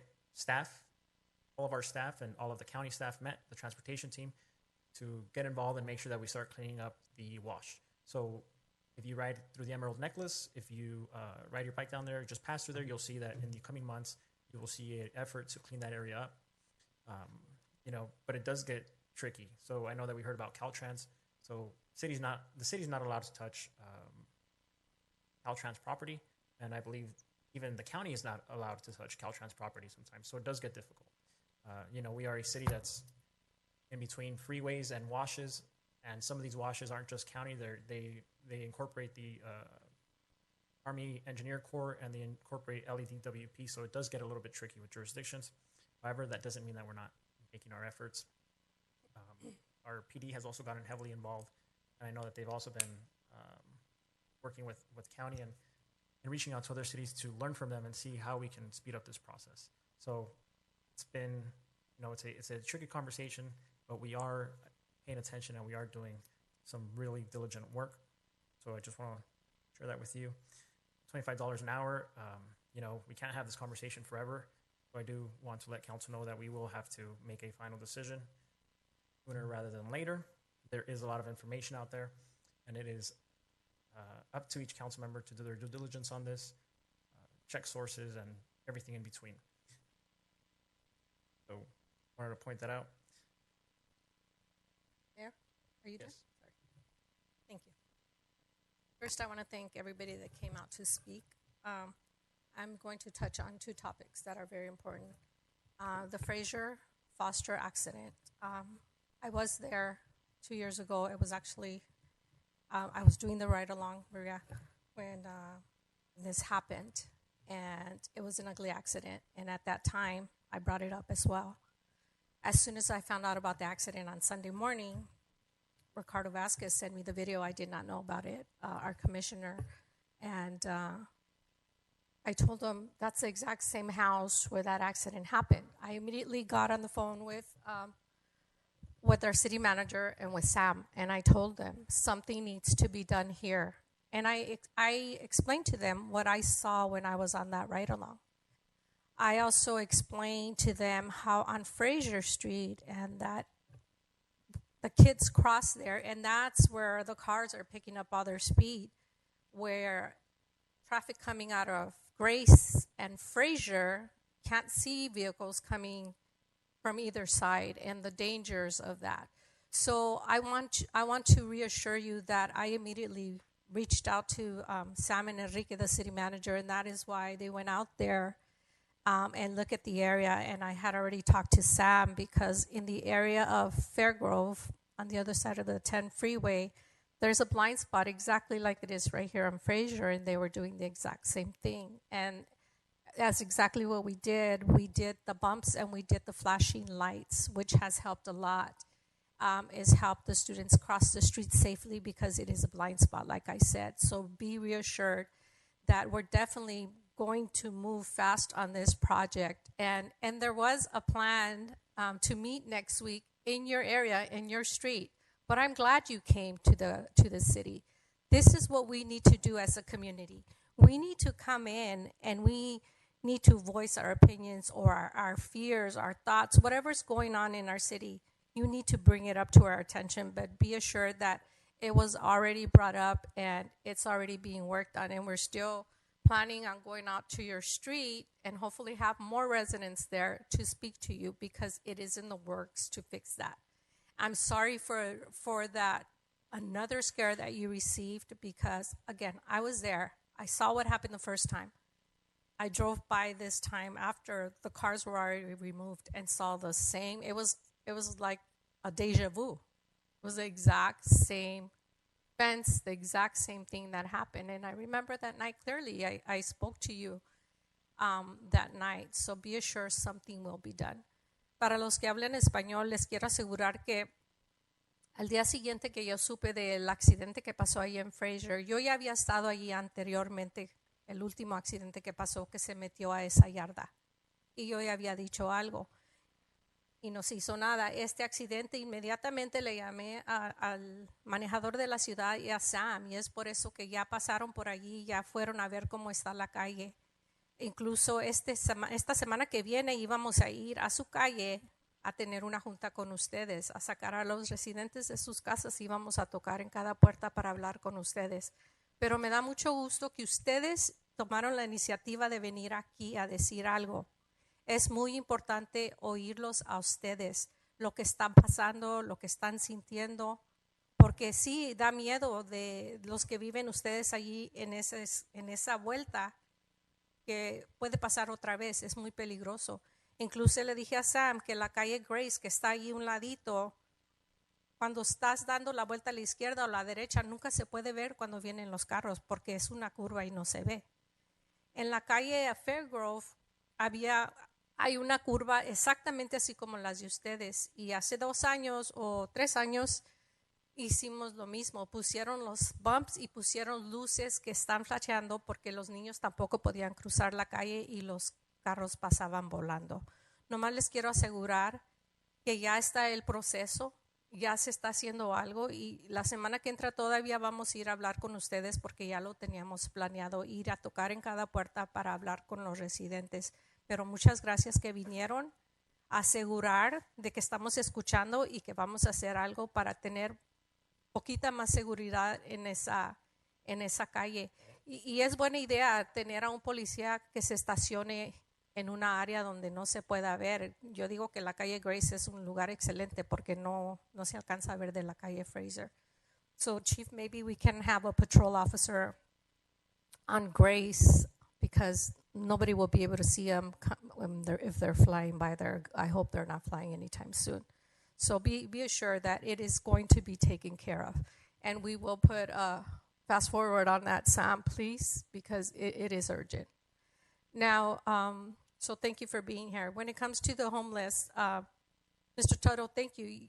Yes, you're right. Our families deserve a home, and we appreciate the community support on that. And I do agree with you. And I was just having this same conversation with Councilmember Damien about the homeless that are creating problems for our community members, because our community members have a right to feel safe. Just like the homeless have a right to have a place to live, our community members have a right to feel safe. So this is when we need to do something else to help our community members feel safe, and do something about that, about those that don't want the help. Because the ones that are receiving the help is because they want to get help. They want to come out of their homeless situation, and they want to be placed in a permanent home. They want the help. But there are those, Mr. Toto, you're right, that don't want the help, that are maybe hurting others, and they have, like you said, they hurt our employee Maria. And I was having that conversation with Councilmember Damien about how the laws need to help us fix that. And unfortunately, it cannot be a local law, or maybe there is something we can do. We need to look into that protects our residents from the violent people, whether they're mental health illness, drug addiction, whatever it is. I do know that Officer Wenner just recently went to Orange County. As you remember, you probably remember on the news, Orange County had an uptick on homelessness. And it was a big problem for them. And just recently, I know they received a grant. It's a government grant to help them with the homeless, with the mental health, with the drug addiction and all that. So we have Officer Wenner from our homeless outreach that is looking into all of that. Just a couple of weeks ago, he went to meet with them and to find out how it is that we can find funds to help our police department have more officers in that area. Correct, Chief? So we are looking into that because we do understand it is a problem. Definitely agree with that. So we are looking into that and looking into seeing how they're remedying their problem and to help those that are not accepting the help and get them off the streets, whether it's a hospital, mental health, whatever it is, so they're not making our residents feel unsafe. So we're looking into that. We will keep you posted. I know Officer Wenner is diligently working. He's passionate about that part of his job, so he's really looking into resources to help our community. So I just wanted to make sure, Chief, if you have anything else to add on the homeless, because when Officer Wenner was telling me about that, I was really excited. Hopefully we can work on getting the grant, whoever our grant writers are, to help us fund that so we can help with the homeless here in the city and help them get the services that they need, or see what the state can do, look into laws that can be implemented into our cities, maybe an ordinance, I don't know if it's possible or illegal, that they can't be anywhere near parks. I don't know how that works and how legal it is, but something that can be done to protect our children and our residents that are in a park having a good time. There has to be something we can do. I don't know what it is, but if we can look into it. Chief, did you want to add something about what Officer Wenner learned? Yes, ma'am. He did go down to Orange County to look at the process and how they deal with their homeless issues and what they do with issues within the parks. So there's quite a few things that he brought back that we're going to take a look at here. I gave him some ideas and some direction to prepare something for us so I can educate the community, educate the council as to what we can and can't do. Like the mayor indicated, there's laws that we have to abide by, and making sure that we provide services to the community or to the homeless. So there are things that we're doing right now that we're looking at, so we can do some outreach and some impact to do some of those things that you're asking about. So I'm hoping in the next couple of weeks to be able to have a presentation for the council to educate you and the community as what we can and can't do. Perfect, thank you. Yes, ma'am. I want to chime in on this because I've seen an increase of homeless in our community, and they're new faces. They're not the same people that I've historically seen, and I think that the saying, no good deed goes unpunished, unfortunately applies because the city of Baldwin Park has taken a leadership role in providing homeless the housing opportunities that other cities have not provided. And what I'm hearing is that people are being dropped off in our community because we do provide those services now. And some of these individuals don't even know where they're at. They've just been bussed in or dropped off. And this was a reason why I was concerned about accepting funding that waives the background checks, because I would imagine that some of the most challenging circumstances or the most challenging cases of homeless that maybe other jurisdictions have not been able to resolve, they might just be shuttled to the city of Baldwin Park. And so in the past, I made comments about, yes, we do want to provide a safe environment for the homeless in these tiny homes villages, but we also need to take into consideration the safety of the rest of the community. So I would be interested to see what Orange County, has done in terms of policies, funding, because this, exactly the conversation we're having has been my concern from the beginning. And now we have the Home Key project, we have the Tiny Homes Village next to Walmart, and then we have this third project that's being proposed. And I would assume that none of them are requiring background checks. So again, we're going to be attracting the most difficult cases. And, we need to look at all of that in terms of our policies, because it also has to do with what we decide here, what we allow here on the council. So I just wanted to express, on the one hand, I give kudos to the council for, trying to show leadership on the homeless issue. But I do think that the saying, no good deed goes unpunished, does apply, because I think that's resulting in an increase in homelessness and in some of the most challenging cases. So moving on from that issue, I also want to applaud our residents for being here, because it's very rare that we see our residents come out organized on an issue. So I applaud you, and I recognize you for taking such ownership of your neighborhood, and also organizing, reaching out to each other, and taking the time to come out here to the city council and make sure that we also take it very serious and we prioritize this. And I also want to, mention to Sam that perhaps, I'm not a fan of infrastructure like roundabouts and medians. I usually, want to keep it clear for emergency vehicles. But Fraser is an interesting street because it's narrow and it also has a curve to it. And then from Foster to Merced, it's just a straight shot. So I wonder if, all of that factors into the speeding and the reckless driving. And would, maybe we look at infrastructure as far as like trees or, those mitigation measures to slow down traffic, maybe a roundabout at Fraser and Monterey. There's kind of an irregularly shaped four-way stop. And so, maybe we look at that, because I think what's encouraging the speeding perhaps is the stretch from Foster to Merced just being wide open. So, and it is a narrow street, so it poses its challenges, but in addition to the other speed mitigation measures mentioned, maybe we look at the infrastructure of it too. And I also do want to say that in the recent years, we have put speed humps around Service to High School, and I think that has really slowed down traffic. We also put the protected left turn at Fraser and Foster to help the students cross the street more safely.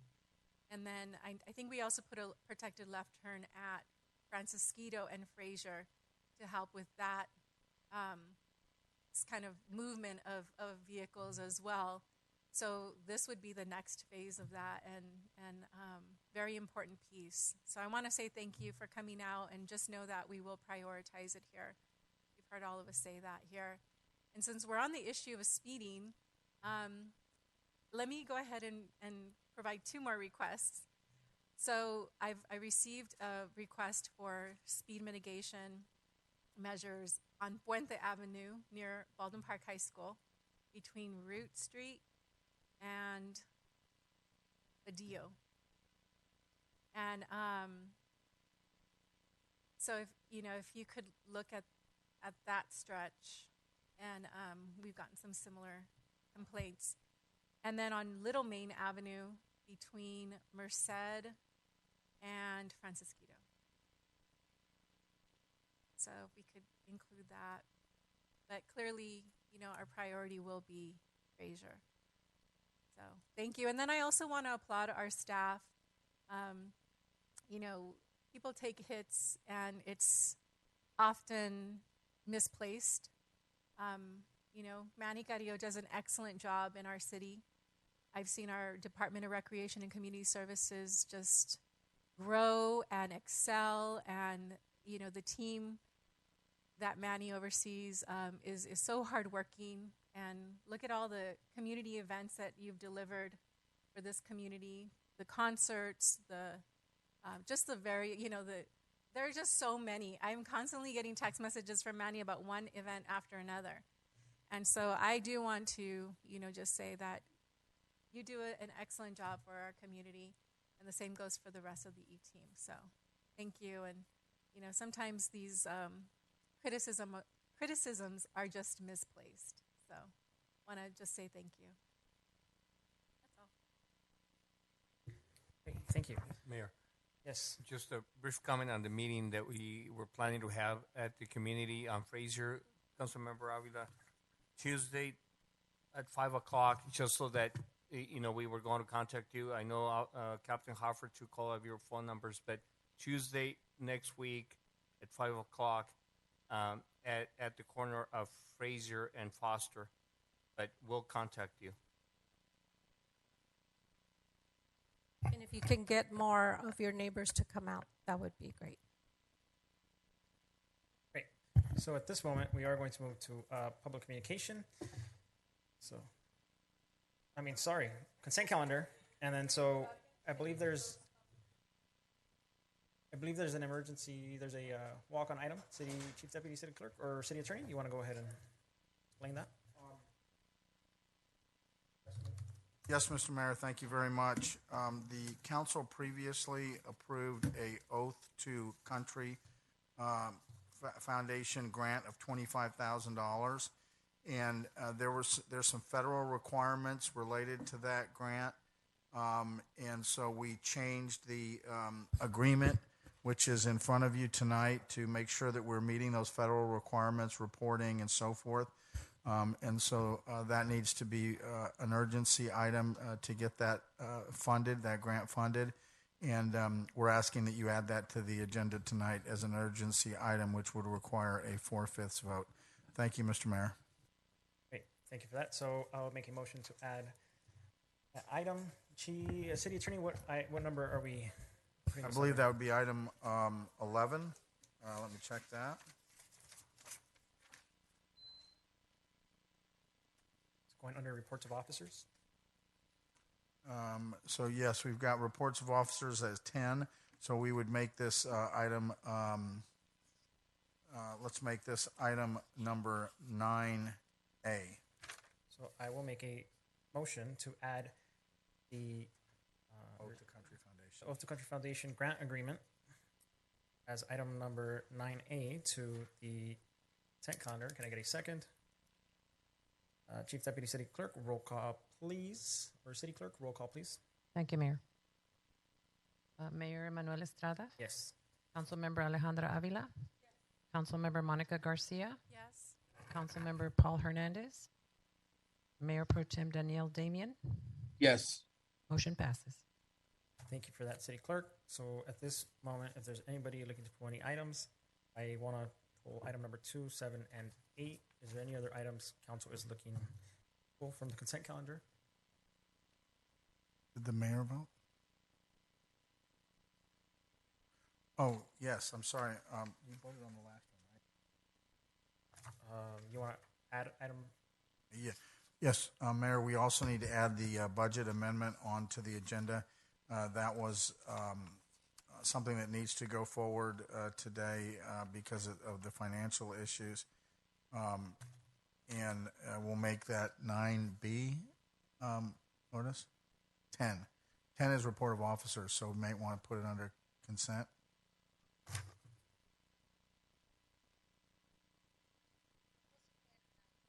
Okay, so let's make it 9B since 9A is the Oath to Country Foundation grant agreement. And what are we adding? The budget? Yes, we're adding a budget amendment. I'm not totally familiar with that, but who can give a little presentation? Finance Director. Budget amendment is, if it passes, it's going to be added as 9B to the agenda. Yeah. So, Honorable Mayor and Council members, we're for clarification. We did send the agenda to all of the parties with the correct item. So item 9 is listed as the budget amendment. However, on the actual website, it wasn't inserted. It wasn't binded. And so that's why we're walking it on. This is indeed actually item number 9, and it's correct on the agenda that that's printed out. Gotcha. for the public. That is correct. Thank you for that correction. And also, it's important to note that that was posted correctly on the kiosk. It's just that it was not on our website, so we're doing this as an extra precaution. Great, thank you. So item number 9. So easier to understand. I wasn't sure. So I'll make a motion to add fiscal year 2022-23 amendment budget to the agenda, to the consent calendar as item number 9. I'll second. Yeah, but it's not on the, right? Okay, so roll call, please. Thank you, Mayor. Mayor Emanuel Estrada, Yes. Councilmember Monica Garcia, Yes. Councilmember Alejandra Avila, Mayor Pro Tem Daniel Damian. Yes. Motion passes. Great, thank you for that. So going back to pulling items from the consent calendar, I did mention 278. Is there any other items council is looking to discuss? Not, I will make a motion to pass items number 1 through 9B.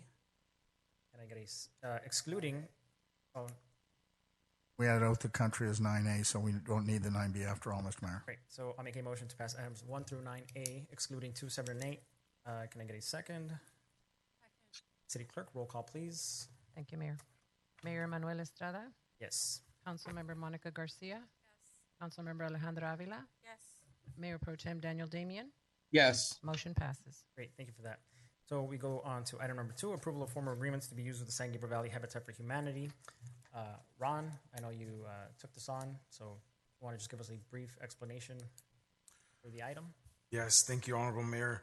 I also have Carol Averill, our housing manager, as well, to answer any additional questions. What's before you for item 2 through Habitat for Humanity is part of going back to October 6th of 2021, which approved the Affordable Homeownership Expansion Agreement with Habitat.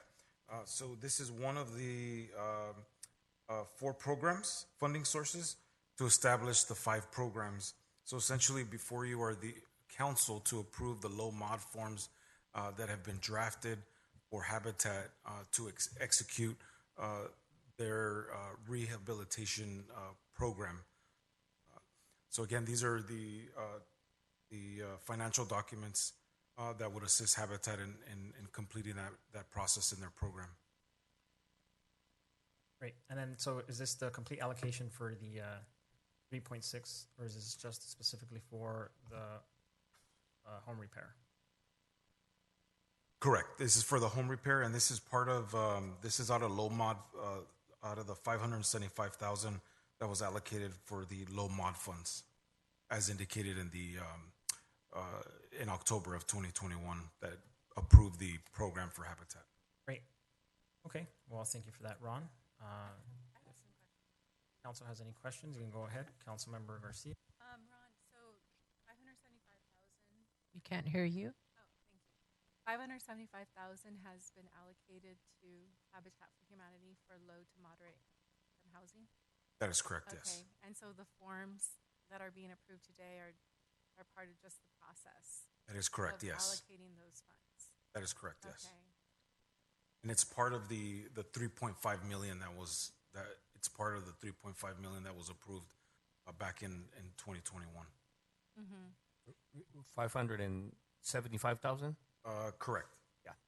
Yes. I 575. 575,000. Is that so? I know that there are Choto partners. So is that including the funds that go to them for being our partner? Is that correct, or is that just for the partnership in general? The partnership, as you have all pointed out, it's a total of 3.58 or million, 3.6 million, the total partnership, which includes both for new home ownership. That is correct. So So it's 2 million from the American Rescue Fund, and then the 575 for the low mod, and then 725,000 from the Future Development Fund. And a total of 284,000 for home investment from the Home Investment Property Act Fund, or the Choto Reserve Fund. So it does include that, yes. So Ron, what are they proposing to do with this funding? So as part of this funding, we have Habitat for Humanity. So Habitat, I will say, has been waiting patiently to get these documents drafted, so that way they can move forward in that next step and doing rehab or an acquisition. Are there any specific requirements of this funding or? Good evening. I'm Grant Power, Director of Real Estate Development for San Gabriel Valley Habitat. Just wanted to come up in order to clarify on some of the questions that I believe are being raised. The activities that are going to be supported by the low mod funds, in combination with the home funds that were also part of this agreement, will be used for between 6 and 10 property acquisitions that will include renovations and then repositioning of those properties for sale to qualified low-income buyers in the area. So we are granting Habitat about $3 million for those acquisitions, renovations, and then to make those homes available to low and moderate income households. The total amount that you're speaking of refers to the expansion agreement, which covers different slices or program activities that are beyond what I just said. Okay. Including new construction and home repairs where the owners continue to remain as occupants in their homes. Mm-hmm. Do you think that we can get a presentation on the larger plan for the full amount? And we can see the different projects that are being proposed? Maybe Absolutely. At a study session? Absolutely, yes, Councilwoman Garcia. That would be great, right? It would be nice to see that. Yeah, we're very pleased. We'd be happy to do that, and we're very pleased and excited to move forward with the implementation steps that lie ahead of us. Thank you. Thank you. Great, thank you. Any more questions? No, I will make a motion to pass item number 2. Can I get a second? City Clerk, roll call, please. Thank you, Mayor. Mayor Manuel Estrada? Yes. Councilmember Alejandra Avila? Councilmember Monica Garcia? Yes. Mayor Pro Tem Daniel Damian? Yes. Motion passes. Great. Thank you for that. And so just to reiterate, I think last time, based on the numbers that Habitat had mentioned when we first started this, I believe we've secured 12 units at the Torch facility. And, with this, you can do anywhere from, I believe, 30 to 40, depending on the conditions of the market. So we have the potential to have locked-in funding for 50 affordable home ownership opportunities in less than a year. I think that's pretty big for the city. So we do have item number 7, the approval of a resolution of the City Council of the City of Baldwin Park, setting priorities for filing arguments regarding a city measure and directing the city attorney to prepare an impartial analysis. Chief Deputy City Clerk, do you want to go ahead and take the floor? Thank you, Mayor and honorable members of the City Council. I did send the attached resolutions for all of the arguments on the upcoming ballot measures. There were revisions conducted after due to legal advice. And so on section 2 of the resolution, it now is going to read primary arguments not to exceed 300 words are authorized pursuant to Elections Code section 9282 relating to the ballot measure on cannabis retail sale regulations and taxation for the City of Baldwin Park, accompanied by the City of Baldwin Park printed name and signatures of the authors, and to change the arguments until and including the date fixed by the city clerk, after which no arguments for or against the city measure may be submitted to the city clerk. The city clerk shall follow the Elections Code section 9281 through 9287 in determining the printing of all arguments in favor and against. And we are also going to eliminate section 3. That's for the cannabis.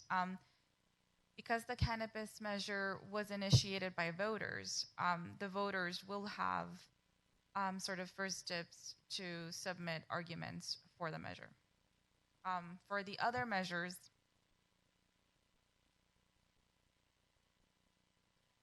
On section 2, the modification was that arguments shall not exceed 300 words in length.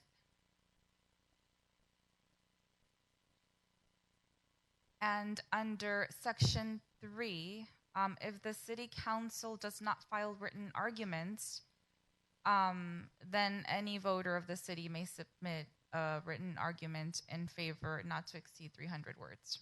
And those are the amendments to the resolutions.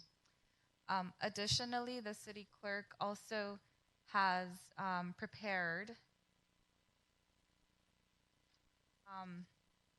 possible ballot designation letters for the measures if you wish to discuss that now. And Mr. Mayor, just for the record, since this was an elections matter, this legal advice came from our elections lawyer that is assisting us in this regard. So, I have a question. I was looking at the report and it's pretty lean. Did you send us additional emails? Okay. Yes, I sent the additional resolutions via email, and those resolutions were then amended as well. So how can we get the actual language, the most recent language?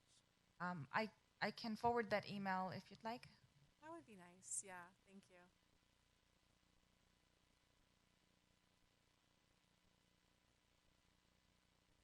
Okay. Are we taking the discussion for? Yes. It's up to the council, but the county is requesting that we designate letters to each of the measures. And so they are giving us 3 choices.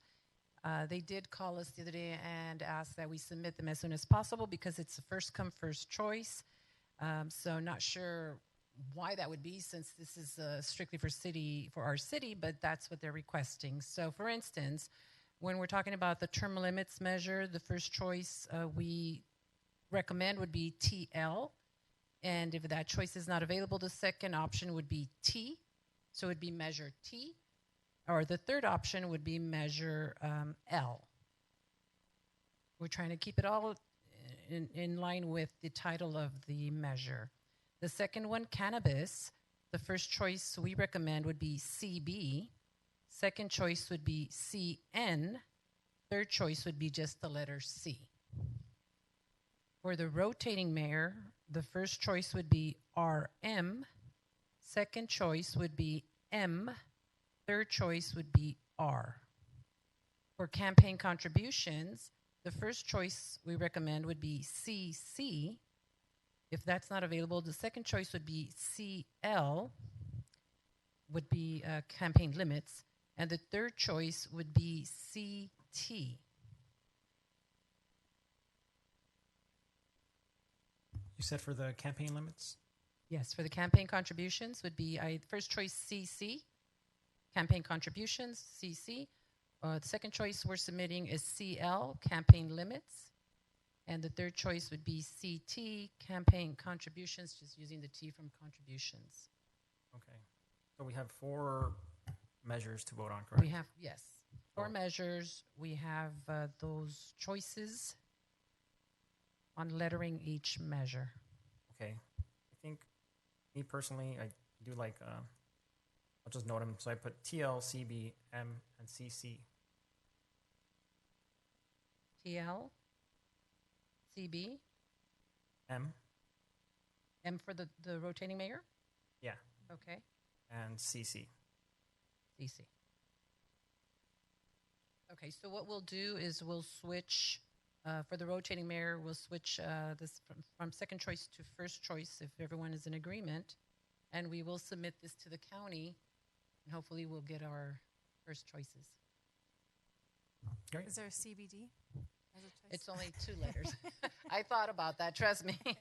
But there's only 2 letters. So just to clarify. Yes. And We I can think only we'll use 1 or 2 need letters. a motion on that, right? Need a motion for you, Mayor, Great. for your. So I will make. For the cannabis, we said CB. CB. That makes sense.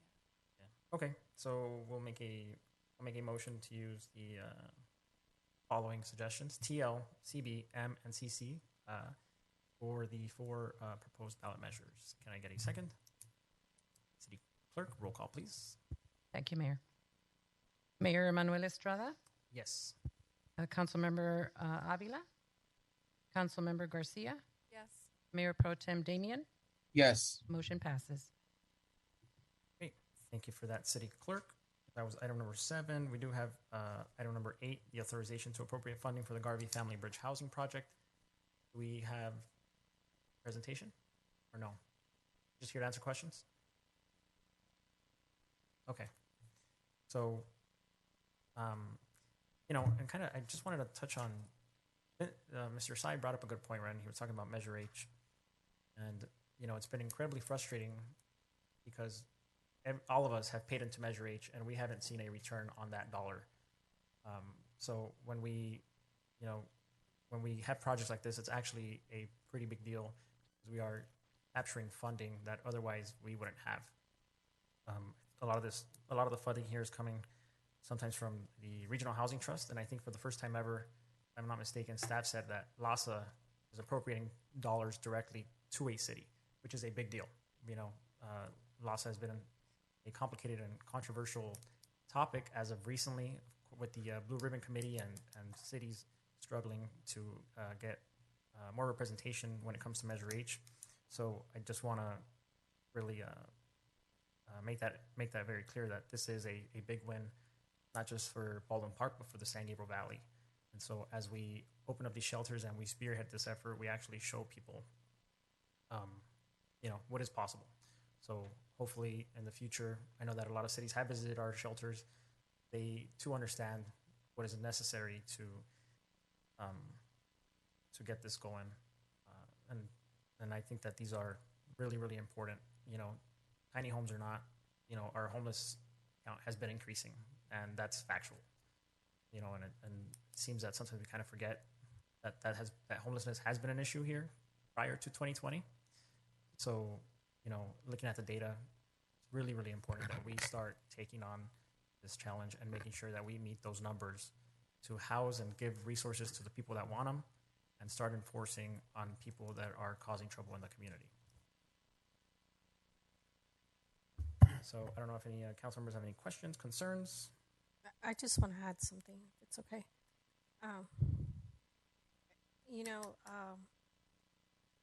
I agree that we need to make our elected officials accountable and everybody else that, like LASA and everybody that is saying that they're helping the homeless. We really need to look into where are all these funds going? Are we getting enough funding as a city? Because we're not the only city experiencing an increase in homelessness. There's a lot of cities. I mean, I have friends that live in San Dimas, Laverne. They're seeing it there. Chino. They're everywhere. And what's being noticed is if there's a train station or if there's more public transportation, that's where the homeless are going. And so it's not just the city of Baldwin Park. It just so happens we have a train station here that they hop on the train. I did a ride along with Officer Wenner, and we talked to a homeless. When he saw the homeless, he said, that person's not from here. That person was from Oregon. And asked him, why are you here? Just hopped on the train. And so it's my understanding that a lot of people are hopping on the train or the public transportation and just wherever the road takes them. So it's not just the city of Baldwin Park. It's all the cities. And we do need to make sure that the funding is being appropriated and in the right places and that we are being given the money that is needed. We are working with the homeless and we are trying to make the problem less here in our city. And I think every city needs to do the same, not just the city of Baldwin Park. But I think it's a state problem. Our state representatives need to help us solve this problem and create laws that helps the cities with the homeless situation. And again, it comes to the funding. I know it's a little off, but it all goes to funding. And it's not just giving the dollar amount, but what else are you doing? So we're giving the money to help provide the tiny homes or what have you, but are they really continuing the push to provide the housing for these people that we are helping? So we need to work together with the state and the cities, the city of Baldwin Park and other cities, to make sure that the housing is being provided to move these people out of the tiny homes. We start them off and they need to move on to their permanent housing. So funding and holding everybody accountable, I think it's very important, Mayor. Thank you. And Mayor, if I may? Yes, Mayor Pro Tem. Yeah, I'd also like to just share my frustration with the lack of funding. I was really hoping for the $821,000 from LASA. As you know, we're only getting $478,000. Even though the homeless crisis is a crisis, a lot of the cities, or probably every city, is experiencing. We are one of the only cities in the San Gabriel Valley who has taken an aggressive approach and investment into trying to provide shelter for some of the homeless people. Let's not forget that we also did invest $2.7 million to acquire this Garvey site property. So we are making the investment out of our city funds to be able to provide shelter, but we do need to hold our county and state representatives more accountable and push for more funding, because if we are taking these aggressive approaches, and we're one of the only cities that are really doing this, I believe that we should be getting a bigger piece of the pie when it comes to the funding. So if we can, just share our concerns with our county and state representatives to let them know that we can't do this alone. In order for us to be able to provide these resources in the future, we need for them to step up to the plate and provide us with more funding. Thank you, Mayor. Yes, I have a question for Eureka. Eureka, is this the funding that would waive, by accepting this funding, we would have to waive the background check, or is this a different funding? One of them is under LASA's funding. Which one is that one? It is the 476. Okay. So because we are accepting that amount, this project will need to waive the background checks. The waiving is under the LA County COC, which is any Measure H or LASA funding. So we also did receive another, actually a full allocation for year 2 of Esperanza. So collectively, we did receive about over $1.5 million between Homeless Initiative Team and the LASA. So this is the combination of the two sites. Okay. So my question, though, is by receiving this funding, then we are required to waive the background check. That is correct. And it would bring us into alignment with all homeless services. Okay. Okay, thank you.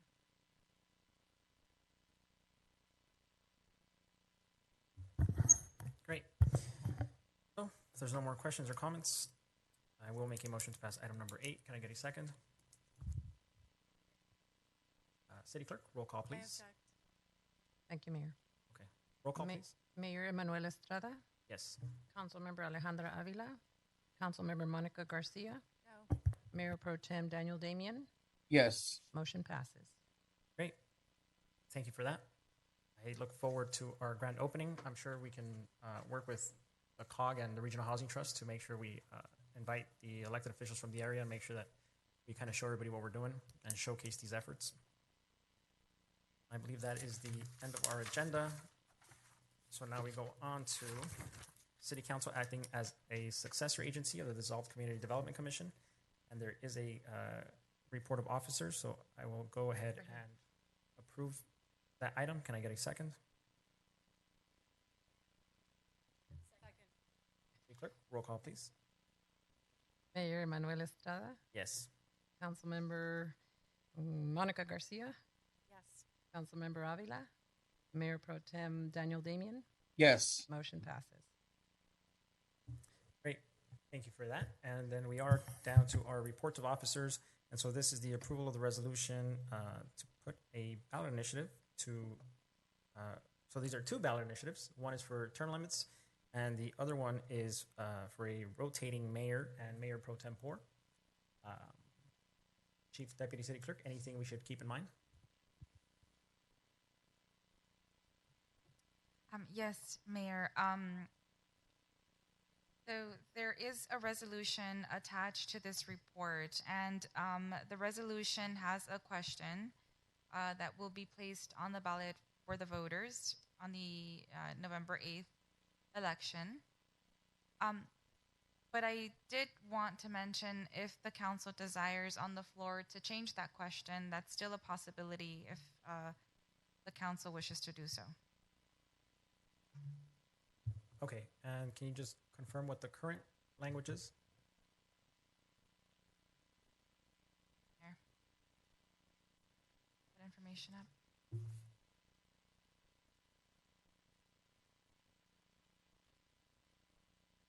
Okay, I'm pulling the information up.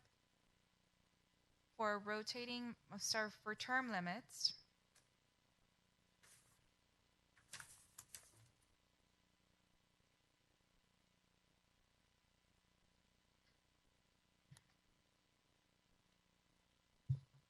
sorry, I have just lost my computer signal. No worries.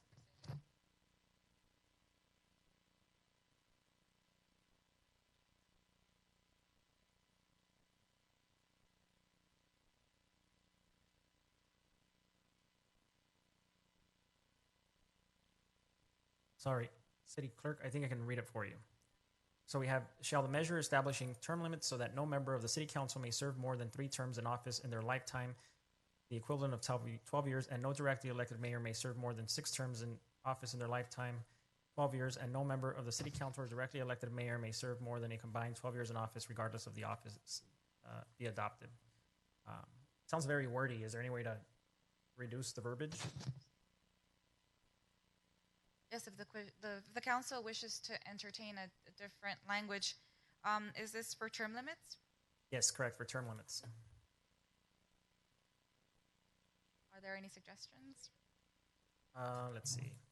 Shall the measure establishing term limits so that no member of the City Council may serve more than 3 terms in office in their lifetime, and no directly elected mayor may serve more than 6 terms in office in their lifetime, 12 years, and no member of the City Council or directly elected mayor may serve more than a combined 12 years in office, regardless of the office be adopted.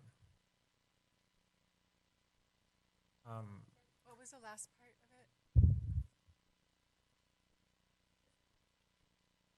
it? So the last part was, and no member of the City Council or directly elected mayor may serve more than a combined 12 years in office, regardless of the office be adopted. So the mayor is part of the City Council, so would you be able to say something like establishing term limits so that no member of the City Council, including the mayor, may serve more than 3 terms in office in their lifetime? Well, if 3 it terms, goes to 12 years. rotated mayor, then that would be different anyway, right? Because we would be elected council members. Why it seems so long is because this still presumes the existing conditions, which is there's a directly elected mayor. But you're right, Councilmember Garcia, the other measure would be to go to a rotating mayor, and then everyone is elected as a council member if that passes. Yeah. So, and then the mayor is part of the City Council. So would it be possible to just say City Council, so no member of the City Council, including mayor, may serve more than 3 terms their office lifetime, and then 12 years, so people understand 12 years are 3 terms. If you say including mayor, I think that However, mayor, the term for mayor currently is a 2-year term, so it would be a 6-year if it's 3 terms. So can we just leave it to 12 years? 12 years would be, That would be the most straightforward. yeah. So the measure will read, shall the measure establishing term limits so that no member of the City Council or directly elected mayor may serve more than 12 years in office in their lifetime. And that would be it, in their lifetime. And end it there. I think that's fine. And I think we had had said when we were discussing this that it would take effect at the next election. So that's when the clock starts, right? So are we starting in 2024 or 2022? But we can make this immediate. Yeah, as it's written, I think it goes into effect as 2022. Yes. You need to put in there, which will go into effect in 2024 at the very end. And for mayor, because on the ballot currently there is a question for a directly elected mayor, that will take effect 2024. For the way it's written now, the current council members, this would be effective 2022.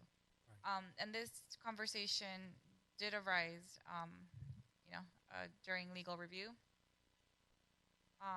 If you wish to explore further, I can give you more details. But if the council agrees to start in 2024, we can also do that. So if we do 2024, so either way, either people are going to get 2 extra years and some people are going to get 2 less years. So I do think that if we're going to pass it, we should pass it immediately. I think even then, every current member of the council will get 12 years. Starting from this election in 2022. That's what I think the way it's currently written, and the reason for that is in consultation with Stephanie Smith, our elections lawyer. She thought that it would be cleaner to have it start in 2022 for the reasons you mentioned, Mayor, that the terms aren't all equal right now. And so if you do it in 2024, some people could end up having more time than others. So in order that everyone just get 12 years, Stephanie recommended that it be 2022, and that's why she wrote it that way. Okay, so I'm wondering why some members of the council will get 2 more years or 2 less years. Can you explain that? Yes, Councilmember Garcia. So if it starts in 2024, the people that are elected right now, this time in 2022, are going to get 2 years, and then they're going to get 12 starting in 2024. Whereas the other people that are not getting elected this year, they would just have their 12 years from 2024. Who are not up for re-election? Correct.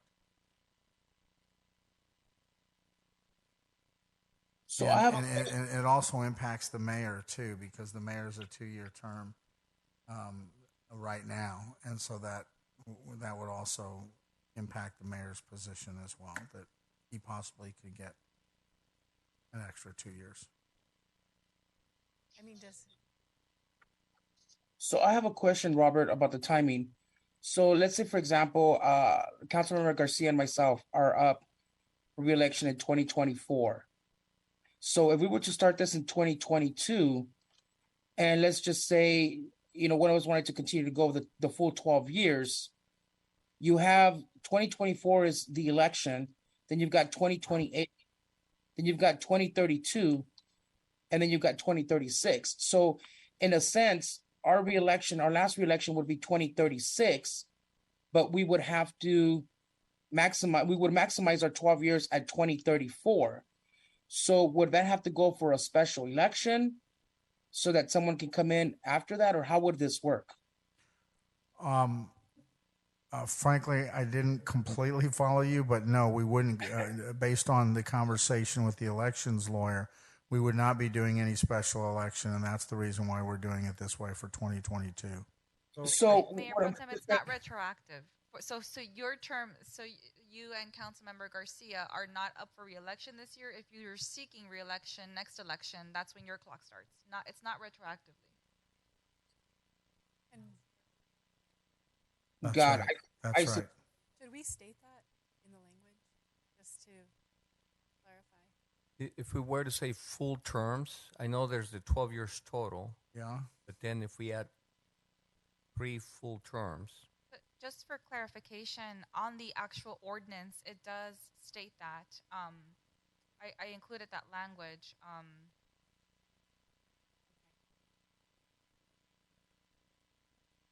Because that was what we had discussed was 3 full terms. That's what that should reflect that.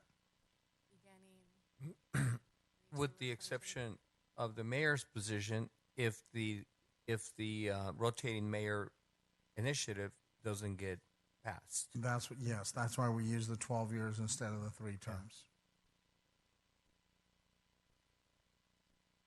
Or if it gets passed. Right. If it gets passed. If the mayor does not get passed and we had used 3 terms, then he would be only 6 years. Right.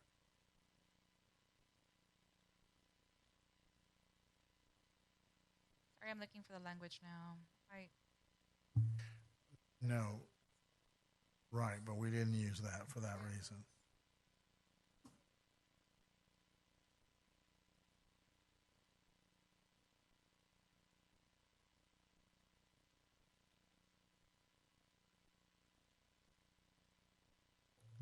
And serve full terms.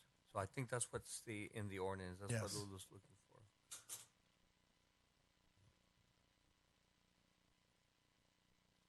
Yeah, so I included the verbiage, but if you'd like to, I just can't find it. I had my notes on my other computer, but if you'd like to, just for the sake and purposes of making sure that it's included, we can add it to a section within the resolution. Yeah, so you could, the motion you should pass should say that, whatever motion, as long as the language of 12 total years is included. So that way, in the event that it's not, we will have the freedom to include it and before we send it off.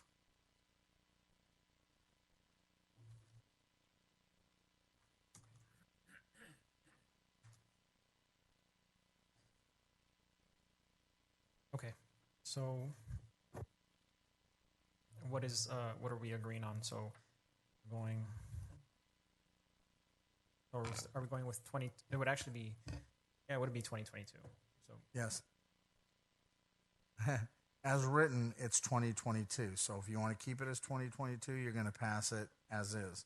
If you want it to be 2024, then you will amend it as written. okay, so I would say just amend the verbiage so that we don't have a very long sentence. So we're talking about shall the measure. We said we would reduce that to just state 12 years, city council including mayor. Okay, and so the amendment is based on the language you just mentioned earlier, which is the city council, including the mayor, shall serve no longer than 12 total years in their lifetime, correct? Correct. Well, it's written as 2022, so. So what would it be, December? I think people get sworn in December, the first week of December, is that correct? Hmm? It would be December 7th, effective December. Well, we would just want to double check the language, but the date of swearing in is the date this becomes effective. If it's passed, yes. Or it becomes effective as soon as the election is certified, which is the same thing, correct? Yes. Okay, that's fine with me. Okay, so that's the motion. Okay, so motion to, And the language as you just stated. So sorry, one more thing. So this is one report officers, including 2 ballot initiatives. So should we make the motion once we discuss both ballot initiatives? I think you can do them all together, but you can do them separately too if you like. Well, so on the topic of term limits, I'll make a motion to pass the resolution with amended verbiage with the amended agreed upon verbiage, and for this to start in 2022. Can I get a second? Second. City Clerk, roll call, please.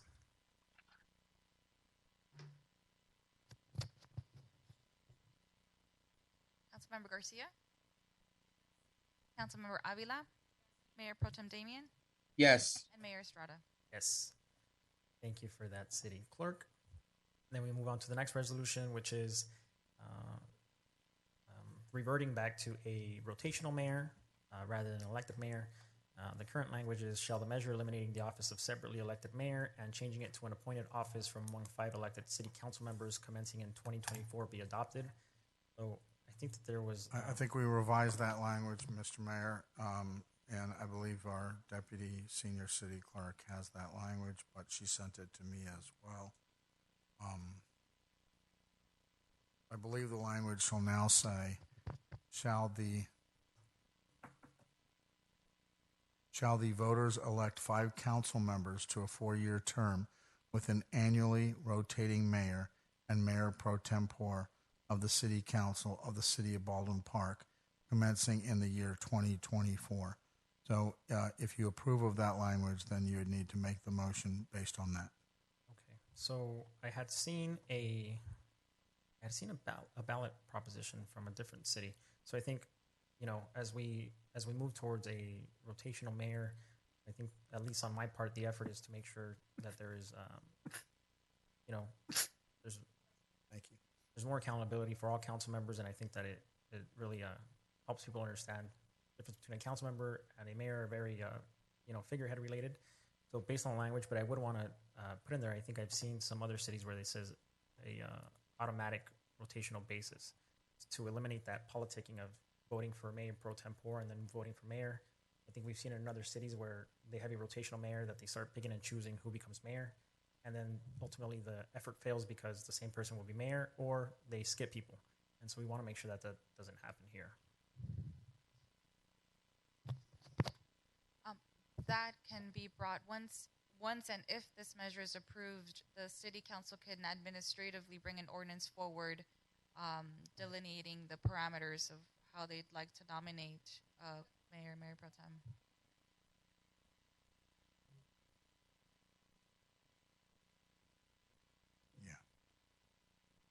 Would it be better if it's on the ballot? It can be changed if it's not on the ballot. So you want to include that language onto the ordinance?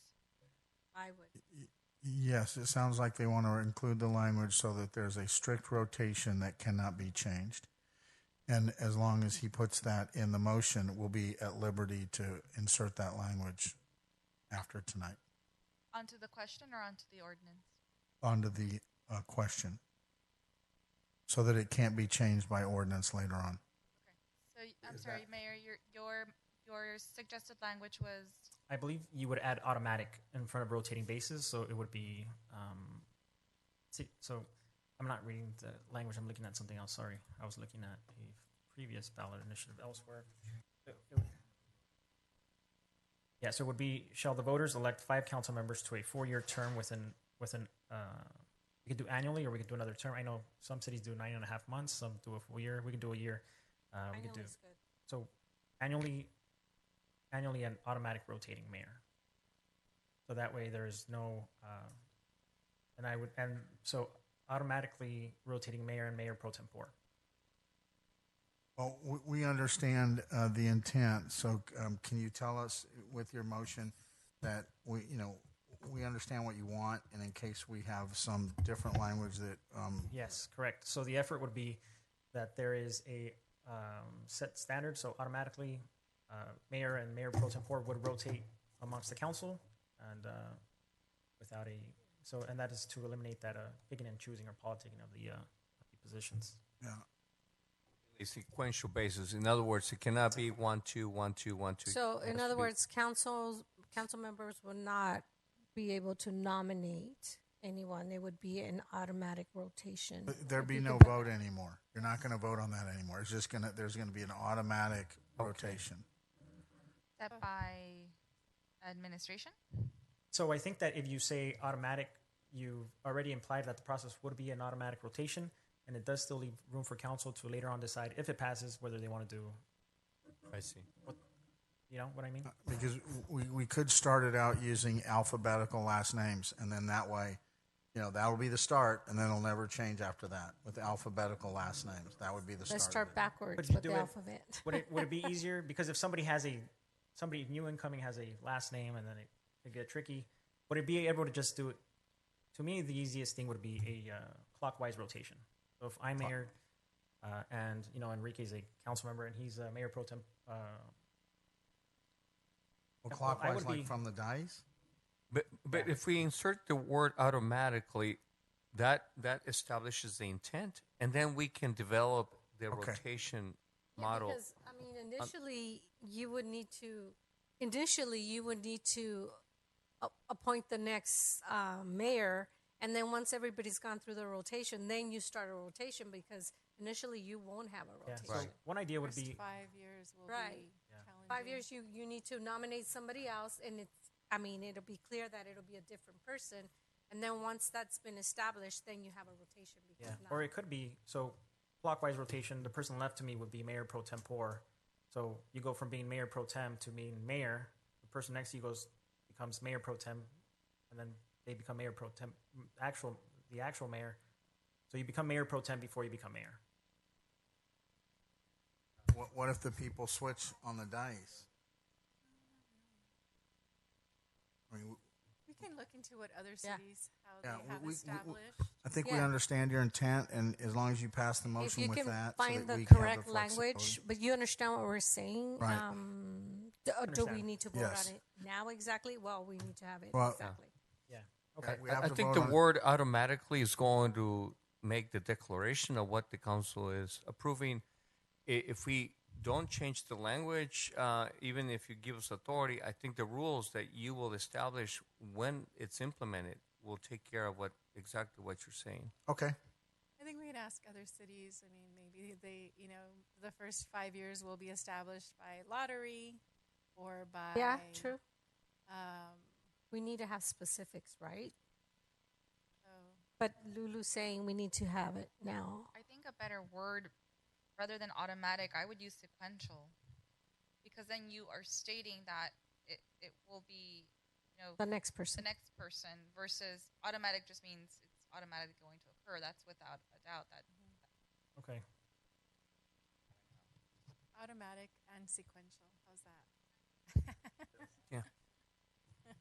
Okay. Automatic in sequential order. All right. There you go. So let me just bring it up. I again. have two questions. One, why aren't we implementing this in 2022 with the others? And then second, for the mayor position, does the year that this is triggered, does that establish the term moving forward? Because right now the elected mayor is 2 years, every 2 years. So with this new policy, perhaps if it's approved by the voters, does that 4-year term begin on the year that it's approved? Like let's say we do 2024, that's what the language is currently.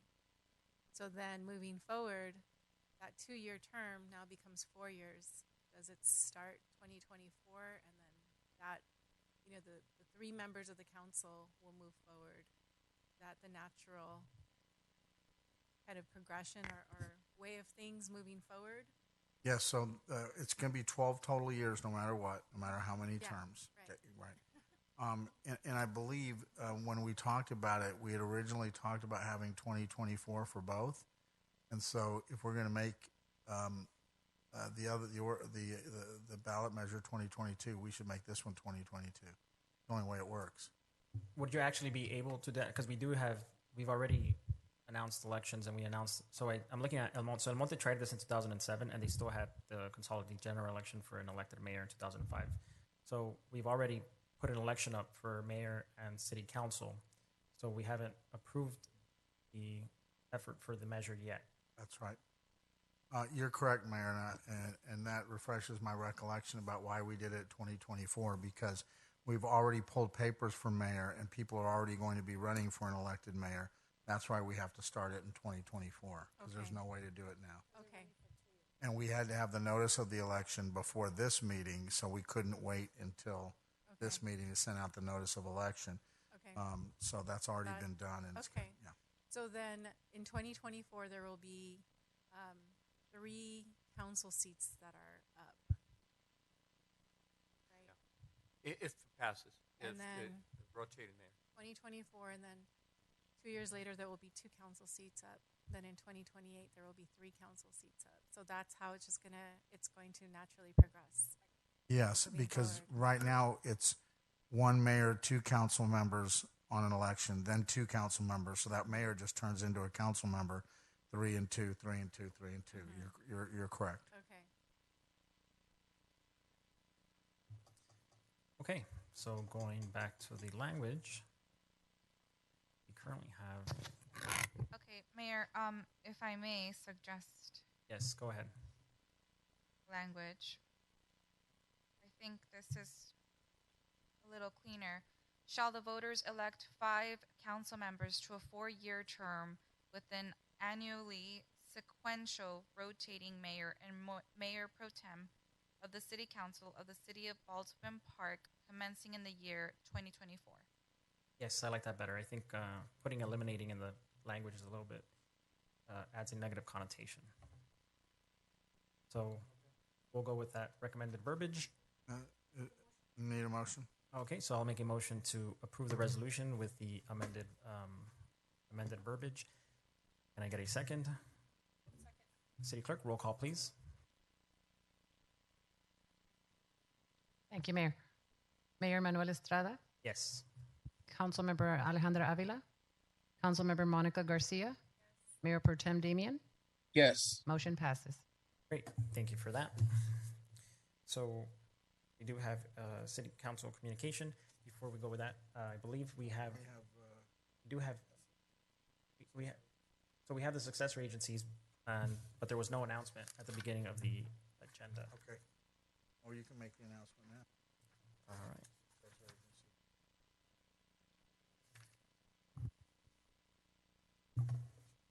So that's not it. Oh yeah. So an important announcement is that this is to announce, as required by Government Code Section 54954.3, members of the City Council are also members of the Board of Directors of the Housing Authority and Finance Authority, which are concurrently convening with the City Council this evening, and each council member is paid an additional stipend of $30 for attending the Housing Authority meeting and $50 for attending the Finance Authority meeting. So I am going to go ahead and we're going into the consent calendar for the Finance Authority. If I may make a comment, Yes. the reason why that verbiage isn't there is because this is essentially a free meeting. You only get that stipend once a month. So you're good. doing this for free. Thank you for out that. of the kindness of your heart. Thank you for that. I always do Before that. we move on to that agenda, do we want to let Mayor Pro Tem talk about City Council? No, we'll go to communications after we're done with the regular business. So on the Housing Authority meeting, we do have. You have to open it up. So I'm going to go ahead and open the Baldwin Park Housing Authority regular meeting. And City Clerk, roll call, please. Thank you.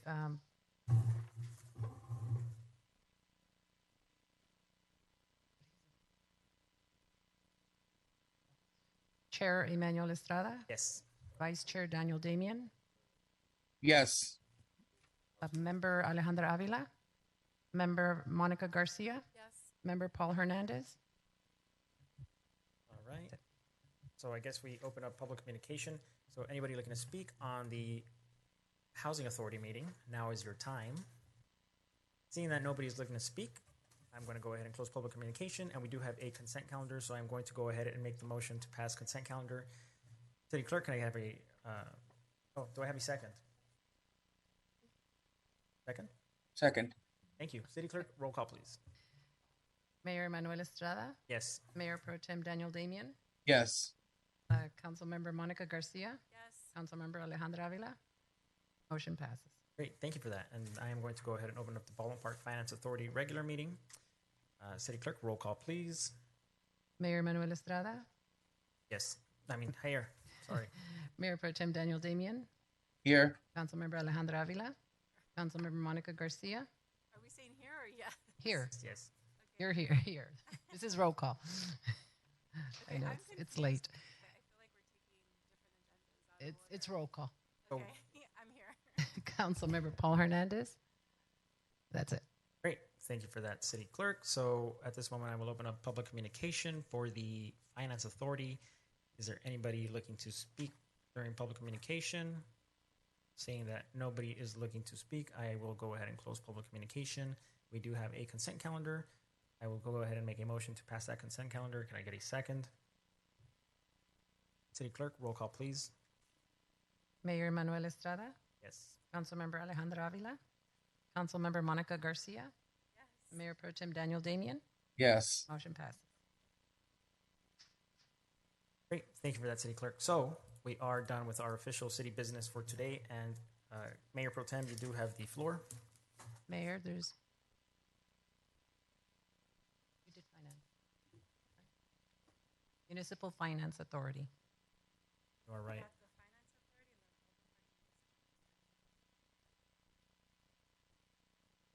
We have Finance Authority, Housing Authority, and then I guess Municipal Finance Authority. Never mind. So, City Clerk, can you do a roll call, please, for the Baldwin Park Finance Authority regular meeting? For the Baldwin Park Municipal Finance Authority regular meeting. Okay. Mayor Manuel Estrada. Yes, I hear. Oh my goodness, here. Mayor Pro Tem Daniel Damian. I'm here. Councilmember Alejandra Avila. Councilmember Monica Garcia. Councilmember Paul Hernandez. That's it. All right. So we do have. So I'm looking at the agenda on the meeting, and the members are not the right ones. I don't know if it's just my agenda, but the chair and the pro chair and one of the council members is not up to date. On which one? So Finance, the municipal finance. I'm not seeing that. Oh, yeah. Oh yeah. Chair, vice chair, and board members? So is that? This is the posted agenda on the website. Oh. I know mine is right. So I guess we just won't. I guess it means that I can't even open it. So that agenda is not open. So we will convene on that one at the next city council meeting. Because I'm looking at an agenda that is fine. Yeah. So which one do we go off of? So you go to the Granicus. It's not. Posted one is not. So we will convene at the Municipal Finance Authority next meeting. So Mayor Pro Tem, go ahead and floor. Oh, thank you, Mayor. Okay, I'll try to make this quick because it's been a crazy night. Okay, so mine's a request, discussion, and direction to staff to report back on enforcement boundaries regarding the homeless community with mental disabilities and/or substance abuse. So, you know, we've heard about homelessness tonight. A lot of you have chimed in reference to the homelessness. I just want to, I guess, clarify a couple of things. So when we speak about the homeless community, I always look at the homeless community in different categories. One is you have those homeless individuals who want the assistance, need the help. And then you have those homeless families with kids who, you know, for some reason cannot pay the rent and they're out on the street and they need that help, that assistance. And they're willing to get that assistance. Then you have the homeless people who are either on substance abuse, whether drugs, alcohol, or have a mental health issue, or both. What I'm talking about here tonight is the homeless people who are out in our community, who are unfortunately breaking laws, breaking into our businesses, breaking into residential properties, graffiti, dirt, assaults, violence, harassment. Those are the types of homeless people that I'm talking about tonight. And, you know, unfortunately, we don't have a location to place these people in. Our Esperanza Villa is not for these type of people. Our family site on the Garvey site is also not to house these individuals. So the question arises as to what do we do with these people? I know that there's laws in place. I'm aware that if there's someone on a sidewalk who decided to camp there, we have to, by law, give them a 14-day notice to be able to abate that area. And some of the frustration that our residents have shared throughout the community is the fact that they can't enjoy our public spaces. They can't enjoy even a walk up and down the street without being harassed or followed by certain individuals that are homeless. Now, a lot of these individuals that are homeless in our area that are causing these issues are not from Baldwin Park. It seems like recently we've been used as a dumping ground for some of these homeless individuals. You know, as you guys know, just last week, one of our staff members was assaulted by one of the homeless individuals because she was destroying city property. We cannot continue to allow this behavior. We need to figure out a way to create a task force. I would love to see our police department take the lead on this, because at the end of the day, they are the ones with the municipal code experience. The chief mentioned that he would bring in a presentation. I would be interested to find out how many calls of service have been made, just to attend these homeless issues. With that, I know it's a bigger discussion to have, but we need to know what our legal options are. It's come time that we have to start to take an aggressive approach and let them know that they are not welcome in the city of Baldwin Park if they are going to come and destroy our property, harass our residents, and bottom line, jeopardize our community's public safety. Our community's public safety should be our number one concern.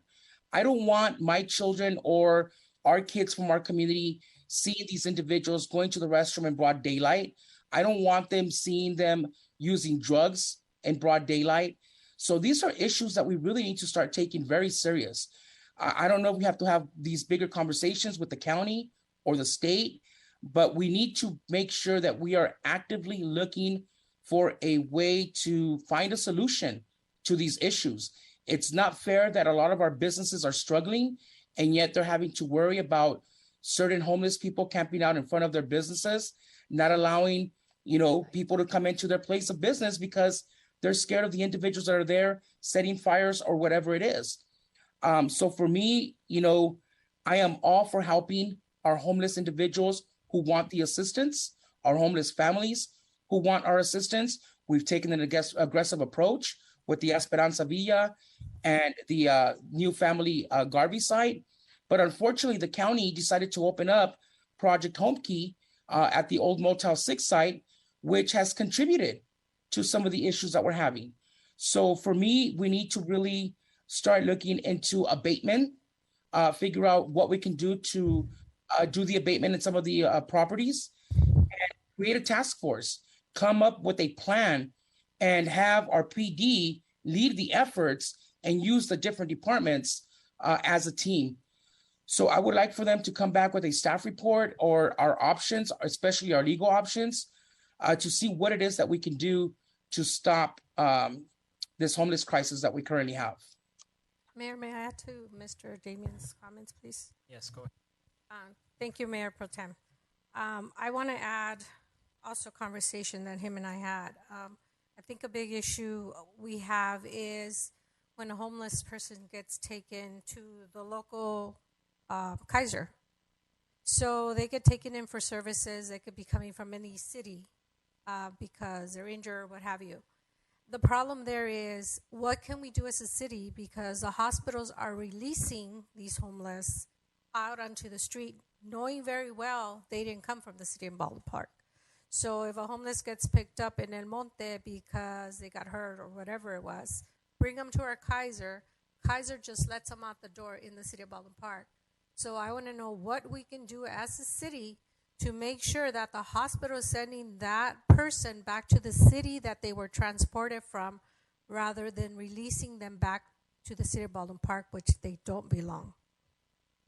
Another comment I wanted to make is if a homeless person is in a private property, which is our businesses, and I know because Officer Wenner informed me of this, the owners of the property have to request for us to remove them from the property. So we need to make sure that our businesses are aware of that process, because once we have that order from the business owners, then we can immediately act on it.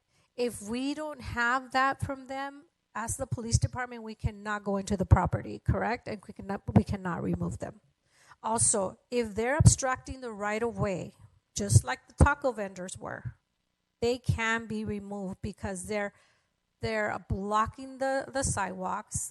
It's not conforming with ADA, so they can be removed from the sidewalks. I've made plenty of calls to have people removed that are blocking the sidewalks because people can't walk by. They have to walk on the street to be able to get to the other side.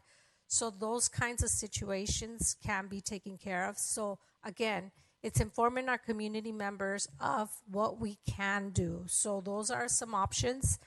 And again, let's inform our businesses the rights that they have. They don't have a right to be in their private properties. So as long as we get permission, our police department can come in there and remove them. And again, we're looking already into providing more services and looking into grants. Officer Wenner is doing that, so thank him for me. So that was one of my concerns that actually Mayor Pro Tem Damon and I talked about. He just didn't mention the hospitals, probably slipped his mind, but it was one of our biggest concerns. Thank you.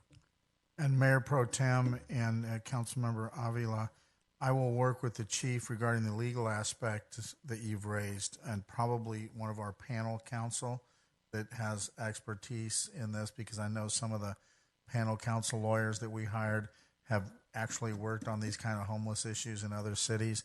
So we'll want to tap into them. So I'll work with you, Chief, on that. Thank you. Great. I think that's a great discussion. Like I said, all of our efforts have been leading up to this, the potential of this, you know, and I've been following, I also have been following up with Wenner and PD. And I did want to make an ask today that we allocate $50,000 from ARPA for PD to start buying utility vehicles. So one of the things that goes beyond the 14-day notice is that we have to, and we learned that today, one of the things that we have to do is that we have to constantly maintain that area so that we don't have to go through that whole process every time somebody goes and sets up camp. So if PD goes out there, sets up that 14-day notice, as long as they regularly check on it and they maintain it, they can continue to enforce that cleanup stance that same day without having to go through that 14-day process every time. So we know that, as I mentioned earlier, we have a ton of riverbed space in the area, so it is important for PD to be able to get out there quickly and efficiently. We don't want to ruin our new vehicles, and our new vehicles are not situated for that. So I think that if we're lucky, with 50,000, we can get the necessary equipment for PD to go out there in teams and not just on a one-by-one basis. And I'm sorry, Mayor, that was $50,000 for what? For off-road vehicles, so that they can safely get down to the wash areas and properly maintain it. And then that would also help with the maintenance of the upcoming bike trails. So it would have a really important purpose. And Mayor, you talking about ATVs or these little other vehicles, or off-road vehicles like trucks, four-wheel drives and stuff? Not ATVs. I believe sheriffs use Can-Am. Correct. Yes, More sir. like two-seaters, so that two can go down there. If we have a bigger team, then we have two vehicles. And is 50 enough? How much are those things? It depends on how we outfit it. So we'll have to look at the specs. We have talked to the sheriff's department as to their specifications. We might not need as fancy as they need, but they obviously have better resources than we do. So I'd be careful with how we outfit them, but we definitely would make sure that they would work in what we need them to do. Mayor, if I can make a suggestion. Yes, go ahead. I think that's a great idea. I absolutely don't want to shoot that down, but I think it would be wise if we waited for them to come back with a staff report and a presentation, and maybe Chief included in that presentation, provide what type of vehicles you're thinking of using, what they're going to be used for. And this way we can wrap our heads around what is a realistic number. Because obviously, we need to address this immediately. But if we're going to need 75,000 and we're only allocating 50, then maybe at that point in time, we'll say, you know what, we need the 75. So instead of just throwing a number out there, maybe it would be wise if, when you bring back that presentation and you guys are bringing us back our options and what we're going to do moving forward, bring in what the cost of equipment is going to be necessary, and then we can approve it at that time. Yes, sir. That was my plan, to provide you insight as to what the issues are that we have to deal with, and then provide some solutions so that the council can make a determination of what they want us to do in order to enforce the municipal code sections, the penal code sections, and anything else that we can look at to enforce homelessness. Okay, so are you guys good with waiting to allocate the funding until we get the options from the reports and all that? Yes, sir. I'm good with that. I'm good. Okay. All right. So that, I believe, concludes our conversation. There is no more business to take care of. I will move to adjourn the meeting. Can I get a second? Second. Any objections? If not, good night, everybody. Good night, everybody.